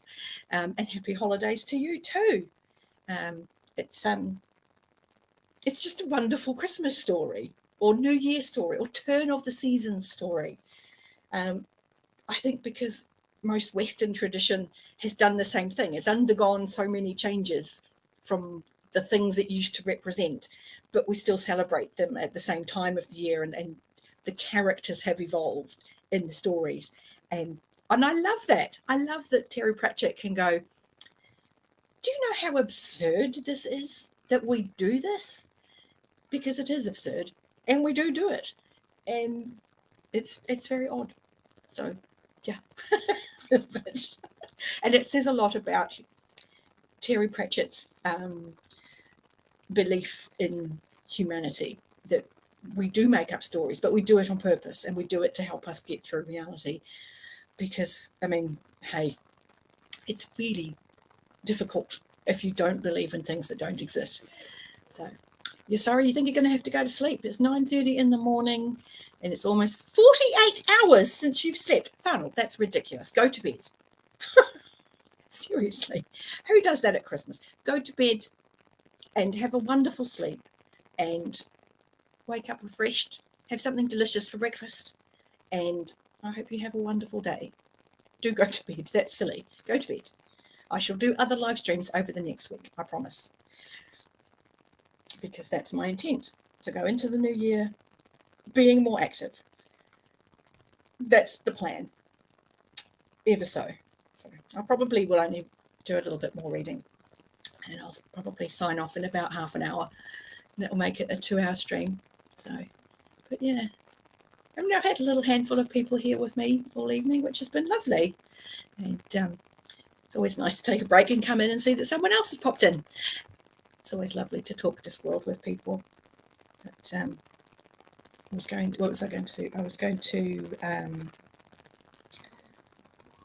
I showed somebody Trollbridge not long ago. And they were like, what even is this? I was like, seriously, this is the imagination of this man. And this has been the best adaptation that I think I've ever seen. I mean, it's fan-made. I mean, it's official. It got the go-ahead from the Discworld estate. But it's done with such love. And the bloke they've got playing Cohen the Barbarian is just spot on. He's wiry and kind of held together with gristle. It's just really lovely. It's great. It's only about a quarter of an hour long. It's in one of my playlists. I've got as many Discworld adaptations as I could find in YouTube. I've got that in a playlist. So thank you, Thunel. What was my best book of the year? Didn't really read very many because I had a terrible reading slump in the second half of the year. And so I've been doing mostly rereads. So I'll just have a quick look back and see if I have anything that stood out. All right, what did I read? I read some more of Valdemar from Mercedes Lackey. They were new.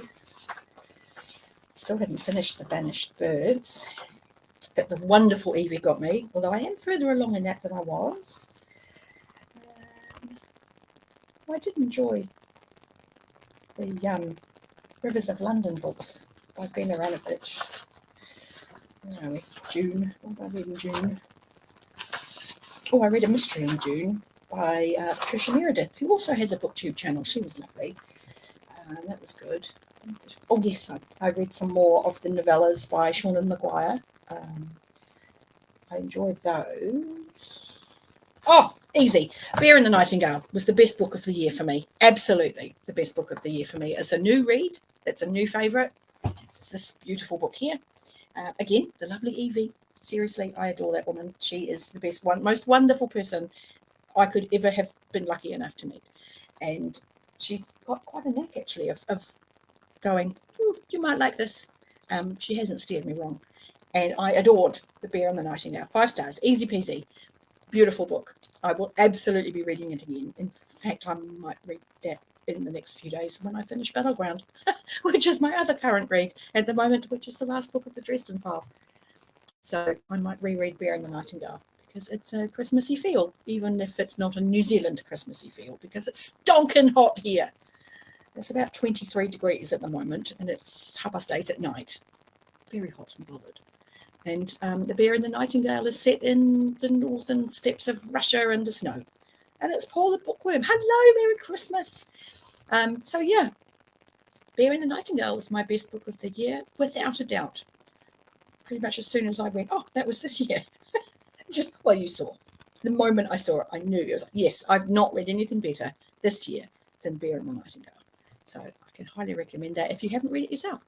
And if you have, do tell me if it was Evie that got you into it. So, but I haven't really had a worst book of the year. I mean, I've got pretty good at going, I don't think a title will work for me, and I pretty much stick to rereads if I'm not convinced I'm going to like something. So it's really rare I don't enjoy a book. It's taken me a long time to get through The Vanished Birds, partly because I've been in such a slump, partly because I don't often read a lot of science fiction, and it's an unusual form of science fiction, and it's a mystery at the same time, and so I'm having to really work at it. I mean, it's really well written and it's really beautiful, and I wouldn't say I'm not enjoying it. It's just been difficult, but that's a me problem. That's very much a me problem rather than the books. So it's certainly not fair to say it's a bad one. It's just taking me a long time. So what about yourself? And anyone else who's still here that cares to share? What has been your greatest book so far this year? Or here's one. Is there a book that you haven't read this year that everyone's talked about and you just know you're not going to get to? You're just like, I've missed the boat on that one. Because, we do all secretly know that we're not actually going to get to that book that we want to read.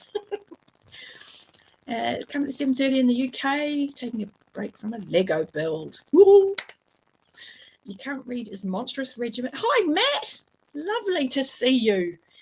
Current read is Monstrous Regiment and Isn't Home, as well as other Pratchett books. Excellent. I like Monstrous Regiment. It's one of the ones I've read the least. Somehow I missed it on release because I was just buying them as they came out at that point. And I can't remember why I missed that one that year. But it was one of the ones I missed and then had to wait until I found a copy somewhere to buy. So I've only read that one, I think, 3 times, 3 times. But I do enjoy it. It's good fun. I think perhaps because it is almost an entirely new cast, and we sort of never really revisit them. It's very much a standalone, when you kind of don't get them very often as the series goes on. You got a floofy alarm clock. What is a floofy alarm clock? Sorry, a floofy alarm clock? Why am I thinking that's like a soft toy? That's very strange. But 8:30 a.m. Well, I hope. Have you had breakfast? I can highly recommend having Feijoa. Oh, of course.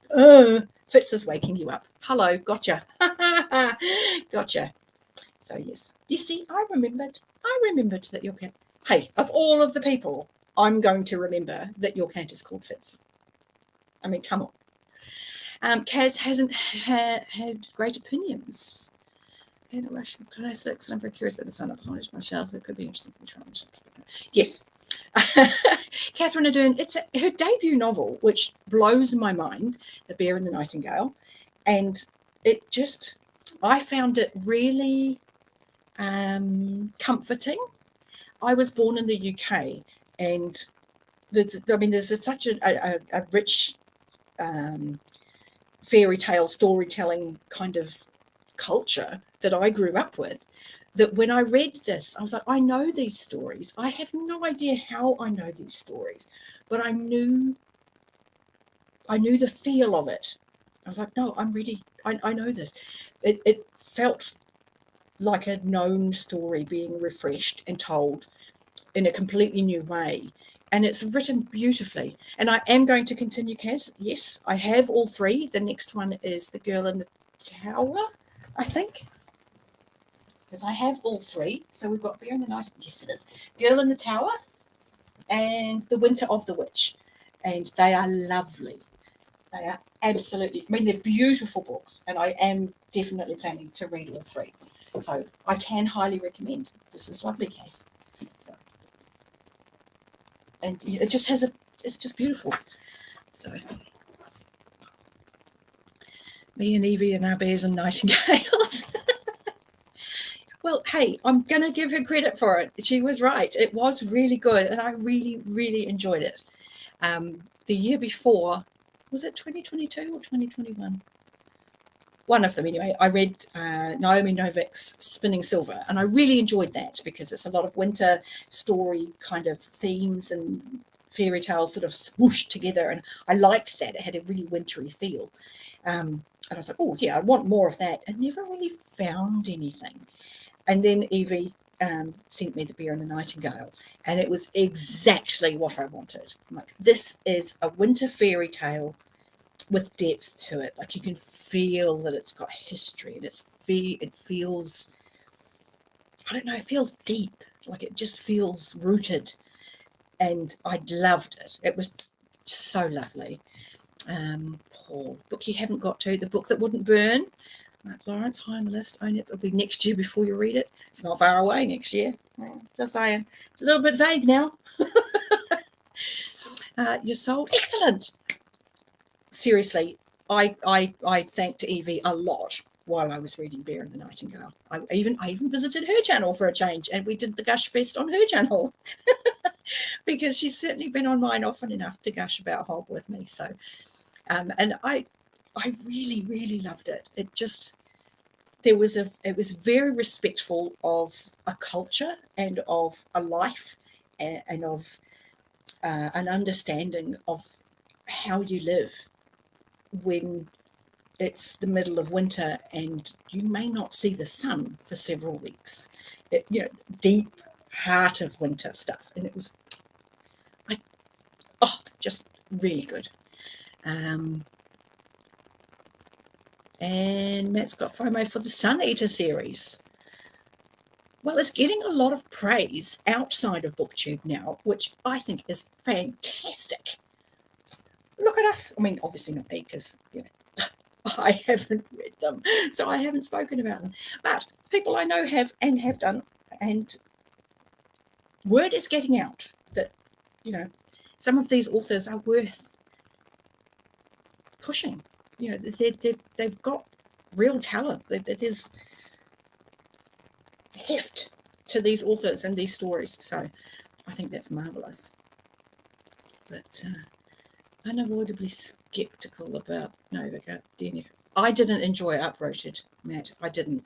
I'm really glad that I read Spinning Silver first, because I really, really enjoyed Spinning Silver, and I wasn't. I liked the first half of Uprooted. First half of Uprooted, great, and then it just changed into a different story. I'm like, this is not the story I was invested in, and yeah, so yeah, I don't blame you for that. But I also, the wonderful Jennifer Robson, who occasionally I get in my chats as well, she sent me a trilogy of the Temeraire series, written by Naomi Novik. She sent me that last year, and I've read the first one of the three, and it was really good. Like, I really liked it, and made me cry. It was good. I liked it. I wasn't sure how I would go with it. It's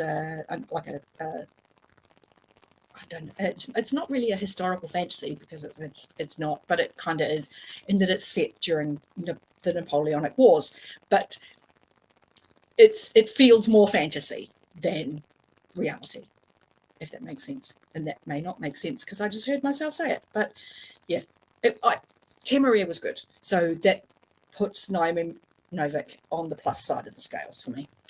Paul, as a lover of Hob, hi, what do you think of her trilogy under her real name? I was so blown away by Ron the Younglings last year, but I've not read anything else.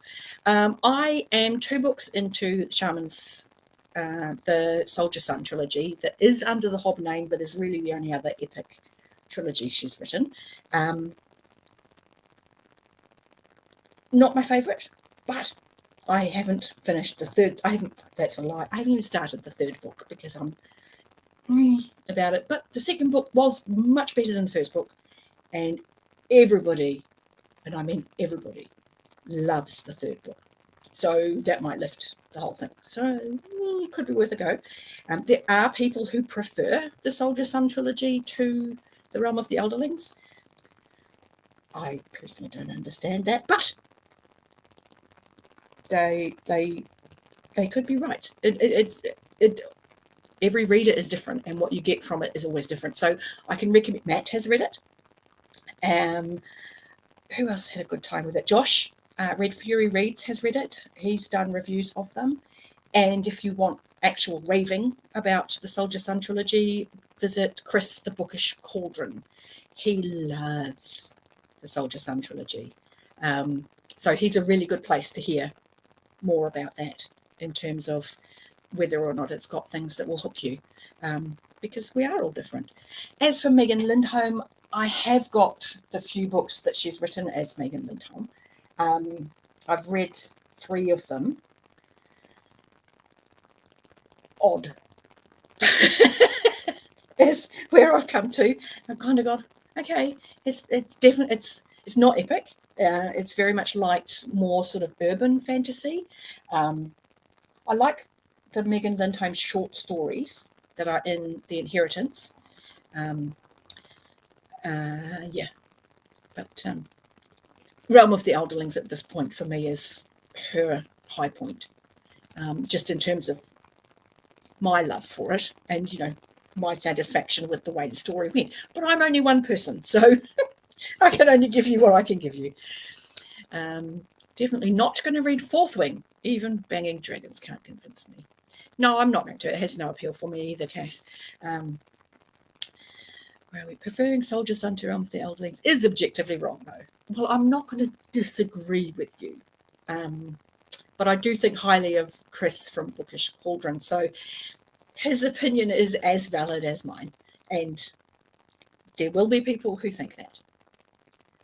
I don't agree with them. That's fine. We're allowed. Recently read Daughter of the Empire. Yes! Okay. I'm the one that talked Alan into reading the trilogy this year, and I have read it so many times that I kind of almost didn't have to reread it to do the read long with him this year, but I did because I love it, and I have reread it already so many times, so what's once more? Keep going, basically. Daughter of the Empire is the shortest, obviously, in terms of page count. It's also the shortest in terms of period of her life.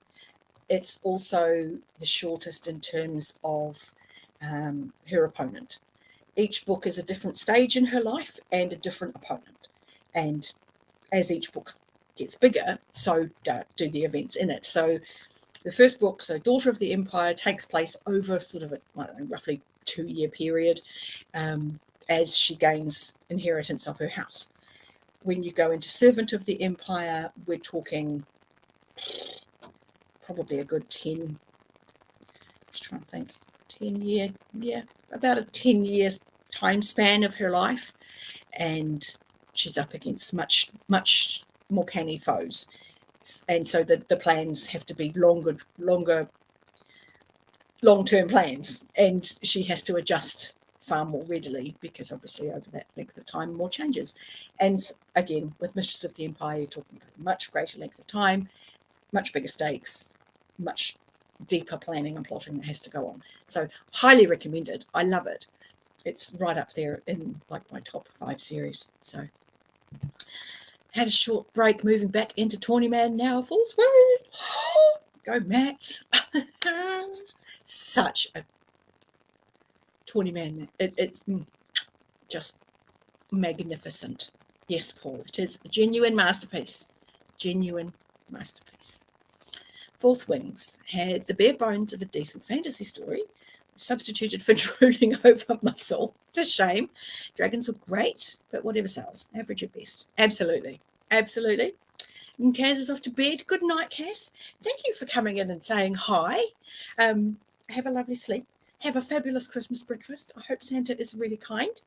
And I'm sure I will see you another time that I'm live, because I invite you to do so. I'm just trying to think about exciting dragons. I think the first time I ever came across dragons that shag was the Dragon Riders of Pern. And it's done in such an odd way in terms of, because they're joined to people, you have the people becoming coupled. But it becomes a very sort of distanced event because of it. But I never really thought too much about it because I read them when I was so young. Like it didn't really sort of click. Like, I mean, I got what was happening, but I didn't grasp it. What is it? I understand, I don't comprehend. I was very young. But so it meant I kind of grew with the story. So it became something I already knew. It wasn't shocking. It wasn't interested. Pern books, yes. Did you see, Matt, that AP, who was here earlier, who always feel flattered when AP comes to visit, he did a reading of Dragonflight in his prologue analyses that he's been doing, which was marvellous. So I had a wee gush at him about that too, because I love the Pern books. I did stop reading them after the first couple of Todd collaborations. So I've never read one that's just Todd McCaffrey, but I didn't, it wasn't me when he went into the science fiction side of it. I liked the fantasy feel. I liked the very sort of agrarian lifestyle, medieval kind of feel to the culture that had been created. I liked the reinvention of basics of computing. I liked that stage. When they got past that, I was like, okay, no, it's not really my thing anymore. So, but that might lean it better into more younger audiences. So I'm certainly not saying it's bad. It just is a change from when I loved it. So, although again, I must do it, and I haven't yet, is I must remember to recommend the Harper trilogy to Joanna, because I think she would love it. I think that she would love the importance that music has in the culture that Anne McCaffrey created. I think she would appreciate the gravitas being given to music as a fundamental part of learning and of becoming respected. And so yeah, I must remember to do that. I'm sure I won't be the only person who's recommended it, but for whatever weight my opinion holds, I want to add it to the weight of people who have told her that she will enjoy it. And Pern becoming sci-fi, yes, and I think it's a bit. I mean, I've had the argument. It's not even an argument. I had the discussion with people when I've said it's a fantasy. That's my assumption. That's my immediate response. It's fantasy. It's dragons on a planet that isn't Earth. It's fantasy. And yet I fully agree with the fact that, yes, even right back in 1960 something, 60, it's in the late 60s, I think the first one was published, the prologue tells you that, no, this is, it's legend and myth, and it's become separated from its science beginnings. So, it sort of it always was. It was being very honest about the fact that this is a potential future offshoot of. But anyway, Pern doesn't get much talk on BookTube. No, it doesn't, and it's one of the things that I hope that I intend have in the ballpark. It's on the docket to get some attention from me this year, because Hob has become such a central thing for my channel, and I'm certainly never going to stop talking about Hob, because I'm never going to stop reading it. But I do read other things.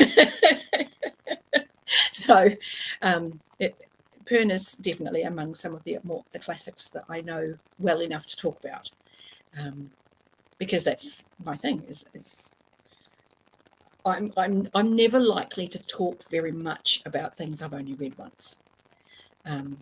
But when I've reread something and I trust that I've read it and I've understood it and I've grasped as much as I can of what the author was trying to do, then I will talk about it and have conversations and be prepared to give my opinions on it. Whereas on a single read, I don't feel that I'm qualified. That doesn't feel like the right word, but it's the feeling that I have. It's like I don't have the right to voice an opinion on something I haven't really given enough time to. It doesn't feel fair to the author, because if I've missed something, then I could have misconstrued entire chunks of books. So, just watching on Joe Burns' channel, who's talking about science fantasy, mentioned Pern. Yeah, and this is the wonderful thing, and I loved that AP brought it up in his prologue reading of Dragonflight, is Anne McCaffrey is one of the pillars of modern fantasy. Her books were readily accessible. And I say this because I live in New Zealand and I could find them. For New Zealand to have readily available series of fantasy books, they're a big deal. You know, they are guaranteed sellers at a time when publishers were shipping books to New Zealand. They couldn't afford to be shipping books to New Zealand that weren't going to sell. So getting the Pern books at all meant they were good because they made it into the New Zealand market. And I found that to be true of pretty much all of the fantasy I read in my teens. They were all established names. And I'm thinking back now, I inhaled David Eddings. I thought David Eddings was the absolute one. I read, I think, the first 3 Terry Brooks trilogies before I read Lord of the Rings. And I remember when I then went on to read Lord of the Rings, I felt so ripped off. I was like, how dare Terry Brooks try and tell me the story like it was a new thing? How dare he? Admittedly, I was young, but I was very affronted by that. I was like, how dare you try and tell me this is your story? This is not your story. So, but there's that. So I mean, I read Terry Brooks, I read Anne McCaffrey, I read David Eddings, Catherine Kurtz. I really enjoyed her Dare and I series, which is really hard to get hold of. Who else did I read at that time? I read Michael Moorcock. I read quite a few of the Elric books when I was young. And you talked about the Belgarian and Shannara. Oh, I tell you what, I would have joined you, but I was having Christmas breakfast where we got a bit squiffy. Sorry. But I did consider coming and talking to you. But breakfast smelled really good because we had bacon and eggs and freshly baked baguettes, and it was delicious. With Feijoa champagne. So I'm sorry, Nat, you're lovely, and your cat's called Fitz, but bacon and eggs on baguettes with Feijoa champagne on Christmas morning. Sorry. Yeah. So I'm very, very grateful that you're here with me this morning. Your time. Thank you. So, yeah, all of those things that they were the pillars of that. That's what there was in fantasy, you know, and I loved them. And I remember I was 11 when I read Dragonflight, and it's one of the advantages to moving around a lot when you're a kid. You can age a moment because you're like, well, where was I? And I remember what library I got Dragonflight out of, and that meant that we lived in that place, which meant I went to that school, which meant I was that old. So I was 11 when I read Dragonflight. I remember that clearly. And just loving it. And I think I read, which ones did I read? I know I read the first 3, Dragonflight, Dragon Quest, The White Dragon, and I read all of those really quickly. And then I read, I think it was, I'm trying to think now which one it was. And then I think I got hold of the Renegades of Pern, and then I just kind of bounced around as the library had them. And I've just started buying them again on my Kindle. So sadly, there's not very good Audible available for them, which is a shame because I like to have my Audible books going, but really only for rereads. Otherwise, you can't really follow the story. Rereads I'm prepared to because I know the story. But yeah, it was, yeah. Mercedes Lackey, I found roughly the same time too. She's still writing. She's still massively prolific. She's literally coming out with the 3rd book in another trilogy this year coming, which I have written in my diary because I want it. It's a more of a YA feel than Anne McCaffrey.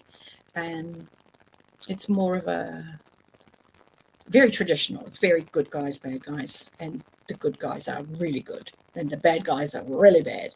There's not a lot of grey. The good guys are accompanied by avatars of gods, even though the people they're paired with don't click to that. People of other cultures do, but they're kind of hidden from it, and it's very sweet and it's very lovely. And as I say that out loud, I have to recommend those to Evie because she will enjoy the aspect of the horses in the Valdemar series.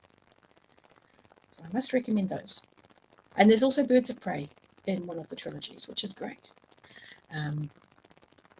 But that's to be expected. Mercedes Lackey keeps horses and hawks. So, and her partner does hawking.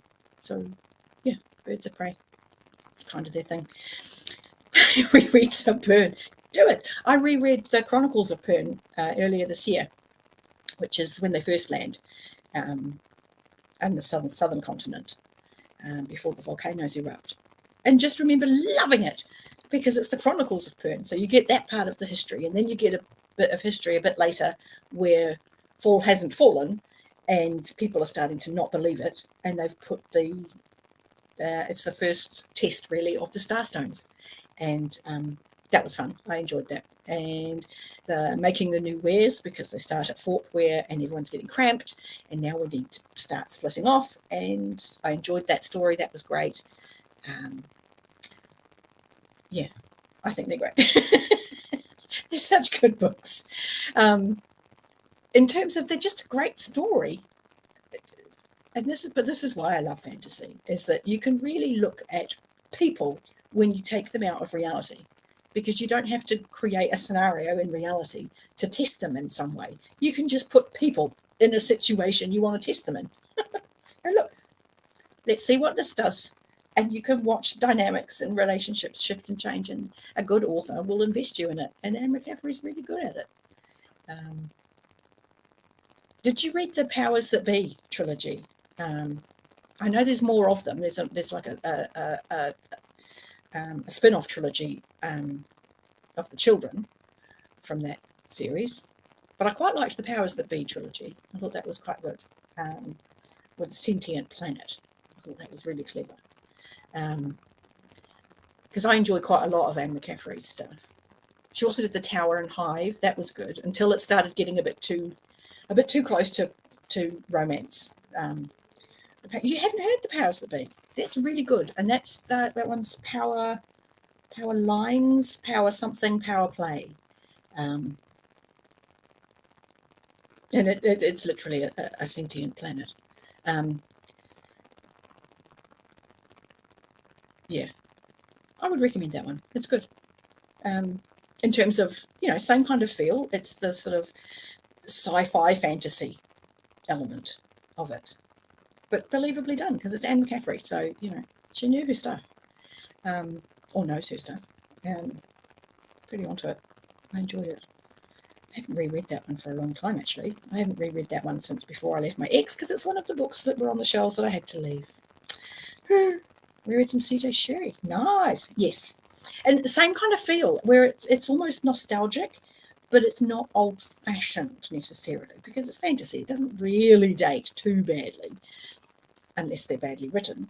But yeah, there's a nostalgia to the trope usage, and there's a nostalgia to the goodness and the badness of the characters. There's something refreshing almost in not having to try and navigate the grey zone. Go, no, this is a good guy. No, this is a bad guy. You don't have to find their moral compass, because you're shown it. It's just blatant. It's there, and you just move on. Read all the China books, thinking of diving into foreign sometime. Nice. I was trying to think. I do want to find the Catherine Kurtz Dare and I books again, because I haven't read those since high school, and just one of those books that I always wanted to go back to and never did, and they're difficult to find.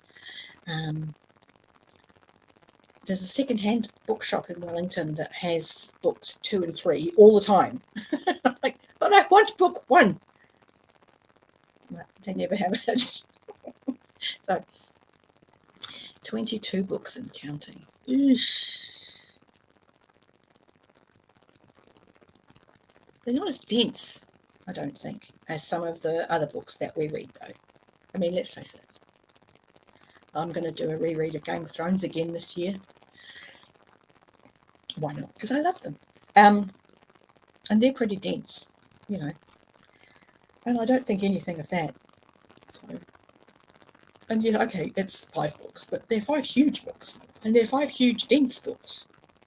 So that's kind of like a dozen books without really putting too much of a dent in anything. 22 is doable. I say that, and I've literally just finished reading Dresden again. Well, almost finished Dresden again. I've got about 4 chapters left of Battleground to go. But it does well for keeping me out of a slump, Dresden.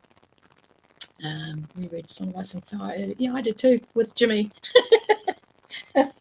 I don't know why, but I'm just feeling it at the moment. And I History of Westeros is a YouTube channel that I follow. They do a podcast, and they're great. They've been doing just a series of random videos this year, and they've just finished doing one on random houses of the north, and they did one not last week, the week before, of the hardest houses. Who are the toughest, who are the grittiest, who are the hard houses, and it's fascinating because I think I've read them a lot. I mean, I've lost count how many times I've read them. Not as many as Realm of the Elderlings, but more than 5. So I don't know. Some. I've read them a lot. I think I'm pretty up on them. Some of the things that History of Westeros talk about, I'm like, I don't remember. What? And then they tell you where it is and what chapter and who said it and why they said it and how it. Wow, that's insane. What are my highlights of my 24 TBR? Well, I don't really have one. I've had a rough mental health year, and I had to give myself permission to fail this year and go, you're trying too hard, and you need to give yourself a break. So I don't really have a TBR as such. I'm pretty much just going to read what strikes my fancy from my bookshelves. Having said that, as a community, we have all just lost Sharon, and she was such a wonderful lady, and she sent me a couple of books over the last year. So I will be prioritising those. And she sent me The Lost Sun, which was sold as Firefly-esque. I was like, oh, okay, sold. And Small Miracles by Olivia Atwater. So I will definitely be getting to those at some point. I will be prioritising those, purely because it was just such a shock to lose her. Yeah. I mean, I literally only found out yesterday, so because I haven't been on Discord, because my mental health hasn't been great. So I don't really have a TBR as such. Again, it's this allowing myself to not try and keep up with the Joneses. So yeah, I think a lot of us have had a rough time of it, and I wonder. I do a lot of odd sort of tangent thinking, and I sort of wonder, is it a response to a return to normal life after the pandemic? Is it everybody's reaction to it being, we don't want to live like this anymore? We all just had a break from living like this, and I don't want to do it. I don't want to. This isn't good. It's not healthy. And I wonder, because everybody has really struggled this year. So if your goal is to reread books, then no matter how much you read, you can't have failed. Exactly. And you also always know you're onto a winner with rereading. You already know you enjoy it. And reread words. For me, and I've said it in a number of conversations, my thing with rereading is feeling like I'm allowed to just take my time. And it's like going sightseeing when you're on your way somewhere. Like the first time you go somewhere, you take a direct route because you're going from where you are to where you need to be. You take a direct route. When you're familiar with that route, you can start taking different directions and go, I'll go the long way around. I'm somewhere on the way between here. People have told me about a thing. I'm going to go and look for that thing and see what I think. And that's what rereading is for me. It's finding the secondary routes to the end and seeing what else there is. And there's so much in some books. In other books, the reread just points out that there's just no depth here. There's nothing to explore beyond the main story thread. Others you can look at for just so much depth. Again, Song of Ice and Fire, the podcast for History of Westeros, which if you don't follow, I can highly recommend. They're fantastic. to still be finding and discussing things about books that have been out for so many years, that is some quality writing. I mean, it goes without saying. Your 23, 24 thoughts, plans drops today. Ooh, you talk about mental health. Yeah. I think I wonder too if it's a matter of just the nature of our community being people who read. We're already a minority of most. I think I'm safe to say we're in a minority of general society as wanting to spend our time reading as opposed to gaming or movies or TV or whatever. I think we're in a minority. And I think that we are predisposed to be more in our own heads and more self-assessing than quite a lot of people who don't. which is not a judgment. It's simply, I think, part of who we are as readers, because we're always conscious about other people's perspectives and we've lived so many other lives, to quote George R. R. Martin. It makes, I have certainly found, it makes for a very empathetic community and a very sympathetic community. And we spend so much time thinking about thoughts and how people see each other and how interaction should go and how we'd like the world to be, because that's why we read fantasy, for crying out loud. It's fantasy.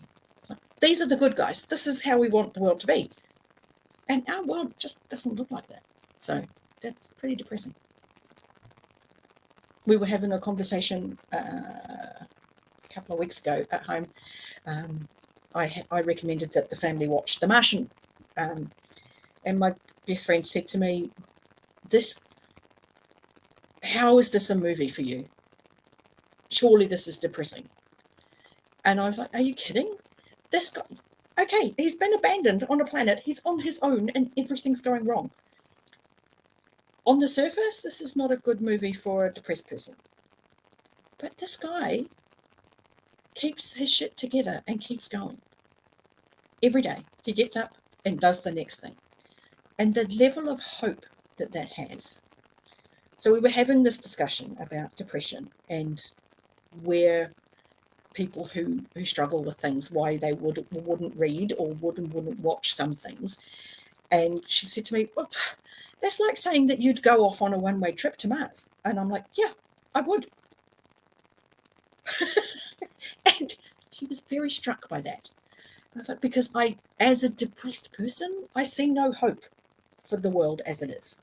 So if I had a one-way ticket to Mars to colonize somewhere else, make somewhere better, I would grab that with both hands. I'd be out of here, man. You know, but again, it's that as a person with depression, watching somebody cope and get up every day and keep trying, there is something, I don't know, it's hopeful. It is something I'd really, if Amazon delivered. Matt, that's really funny, because our conversation did eventually go around to the fact that this would only happen with Amazon funding. It would be to open new markets and justify an increase in delivery costs. Oh, great minds, Matt. Great minds. Oh, so yes. But this is why I love Hob. Fitz keeps going. His life is shit, and he keeps going. That's so funny. Oh dear. Oh, one thing I did discover this year is peanut butter whiskey. I don't know if you've encountered it before. I know some of the guys in Jimmy's Discord have, because we were talking about it last year and it wasn't available here. So when it showed up in the local bottle shop this year, I was like, I have to try that. But I'm not buying a big bottle because I might not like it, and that's a lot of money, because I don't have a lot of money. So I had to wait until the bottle shop got in the little tiny bottles of booze so I could taste it. So I bought one of those with my monthly 6-week bottle of whiskey, and came home and tried it. And I was like, I wish I'd drunk this in the shop because I'd have bought a bottle. It was so yummy. So I am a fan of peanut butter whiskey. This is delicious. It's like drinking a Baileys or liqueur that's not milky, which is fabulous because then I don't feel sick because I don't deal very well with lactose. So yeah, peanut butter whiskey is a positive from 2023. I'm a fan. Bear and the Nightingale, 2023 winner. Nice. What else did I do this year that was great? I went to see Kinky Boots, the musical. That was great. Peanut butter whiskey. I know, right? That was my response to the guys in Discord when they were telling me about it last year. I was like, I don't know if that sounds good. Really? And they're like, no, it's great. Try it. I'm like, I don't know, because I'm a whiskey drinker. And so yeah, try it. Seriously, Matt, try it. It's wonderful. I could drink it incredibly quickly. I am showing remarkable restraint in that there's still some in the bottle. So, although we have got plenty of other booze in the house because it's Christmas. So we've had Feijoa champagne and IPA beers and we've had a big variety. Same bottle on Amazon, €17. Oh, sold. Do it. And then you got to check in. And if we time it right, we can both have one. I can start my day with one, and you can end your day with one. Okay. Maybe not start the day. Maybe I'll have one for lunch. But yeah, it's nice. Just saying. But you got to focus on the good things for the year. Just trying to think what else. Oh, I moved to Wellington this year. I have an enormous room, and I live with my best friend and her children, who are wonderful people. So, and Matt is a huge peanut butter fan. I baked for my heart niece, my best friend's daughter. I baked for her for Christmas because I couldn't find anything that leapt out at me. And I won't buy a gift for anyone unless it has leapt out at me, screaming that that's the gift for this person. So I hadn't found her anything. I was like, well, I'm not going to give her nothing. So I baked for her, and I baked her peanut butter biscuits. And they are delicious because I made a double batch so I could have some. So I have peanut butter biscuits currently and peanut butter whiskey. And they are both delicious. Just saying. Also, I have played with the recipe for the peanut butter biscuits before, and you can also make it combined with peanut butter and Nutella, and you can add peanuts and chocolate chips. So you can kind of gradient how much peanut to chocolate ratio you want. You vape, and I'm on endless quest to find good peanut butter liquid. I don't vape, so I can't empathise with that one. I have many vices, but I don't smoke, and I don't vape, and I try not to be mean, and I don't leave my house much, so I don't have very many opportunities for vices. But I do drink, and I do drink quite a lot, which is frowned upon, obviously, as a depressed person. But I'm trying to keep a grip on it. But I eat quite a lot too, because depressed person, I eat. It's a thing, but it's also why I craft. So I knit, and I jigsaw, and I do all sorts of things. A pack a day. Oh my God, the money just hemorrhaging out of your bank account, Matt. Seriously. I say that, you're not in New Zealand with outrageous taxes on tobacco. I don't know if that's the case where you are. Certainly is here. The people who have smoked all their lives in New Zealand are hemorrhaging money by smoking. But we've just had a change in government, so that might change. Who knows? Because they've completely revoked all of the laws that the Labour government had put in place with the aim to get New Zealand smoke-free. So anyway, smoking used to cost 10% what it does now. Yeah, exactly. Exactly. I literally don't know how people can still afford to smoke. I don't know. It's outrageous. I mean, okay, hey, it's an addictive substance that people are going to buy, so yay for tax dollars. But yeah, that's kind of outrageous. I say this as I drink alcohol that is also taxed really heavily. I'm not addicted to it though. No, I'm not addicted to it. Am I? No, I can stop myself. So it's yes, governments. That's a whole different conversation. Yes, I've been drinking. I'm hearing myself say this. I'm like, politics? No, we're not going to talk politics. When I went back to visit Sydney, Peg got up 250% in the couple of years you've been away. That is insane leaps.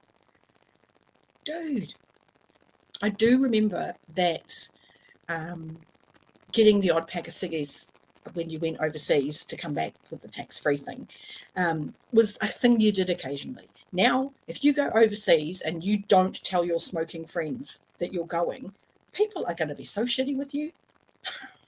The number of cigarettes I have bought people over the years as I've come back from places is insane, because it's such a huge saving in tax when you don't have to pay customs. So it was, yeah, traveling and tobacco is certainly a thing, because the markup on them is just crazy.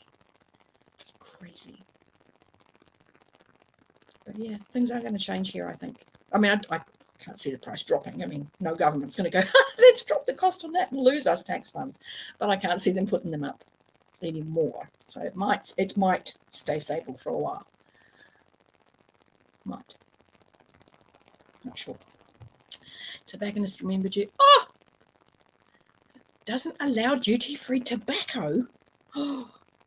Actually, I say that. I don't know if New Zealand does, because I haven't travelled outside the country for a while. So it may be the same here. I don't know. Possibly was under the Labour government, because they were aiming for a smoke-free New Zealand where you couldn't buy cigarettes. So I don't know. That might be the case. But holy moly. That's, you smoked it. I won't tell anyone. It's just a secret between you, me, and the internet. No one will know. Total secret. Total secret. Never mind. Oh, gonna have to have some more chocolate soon. A lot of whiskey. You're a pirate. You are a pirate. You're literally a pirate. You're a smuggler. You're Davos. That's what you are. You're Davos. Smuggling. Which brings me back to the History of Westeros podcast. They came out this morning, my time, so Christmas Eve for everybody else. The discovered outline notes for Feast for Crows from 2000 and I want to say 2007, and they talk about Davos, and there's like a 2-hour podcast on 3 very loosely spaced pages of snippets of things, where it says things like Davos, this, Danny, this has to happen, this has to happen, this has to happen. 7 chapters? And then where things have been crossed out. No, that storyline's not going to that person, it's going to this person. Like a 3-hour, 3-hour podcast on basically, I don't know, 3 dozen words. It was fun. It was fun to listen to them talk about that. So it was, it's always enlightening listening to Aziz. He knows his stuff. Like if we had the same level of knowledge about the same series, like in the level I have of Hob and he does of Game of Thrones, we could easily go head to head on how well we know a material. So Aziz knows his stuff. High praise for that man. So And he works often with Robert, who does In Deep Geek, is the other channel that I watch for a Song of Ice and Fire content. And Tanner on Jimmy's Discord is also a fan of Robert at In Deep Geek, which I discovered the other day. So, or a couple of weeks ago, maybe even a month ago, because I haven't been on Discord very often. Anyway, it's 9:30. I've been on now for 2 hours, and I didn't intend to be on quite this long. So I am going to pretty much call it a day and see if there's any pudding left, because they've been eating pudding and I haven't gone to have some. So if they haven't saved me some trifle, I shall be very cross, because I like trifle. Anyway, I am going to love you and leave you, my lovely, lovely, wonderful friends who came to join me on Christmas Day. So Merry Christmas, everybody. You are absolutely my tribe, and you all make my life a hell of a much more pleasant place to be. Thank you so much for being part of it. And I will do my best to see you more often. Merry Christmas. I'm going to sign off. Here we go. Ending stream. Mwah. Love you and leave you.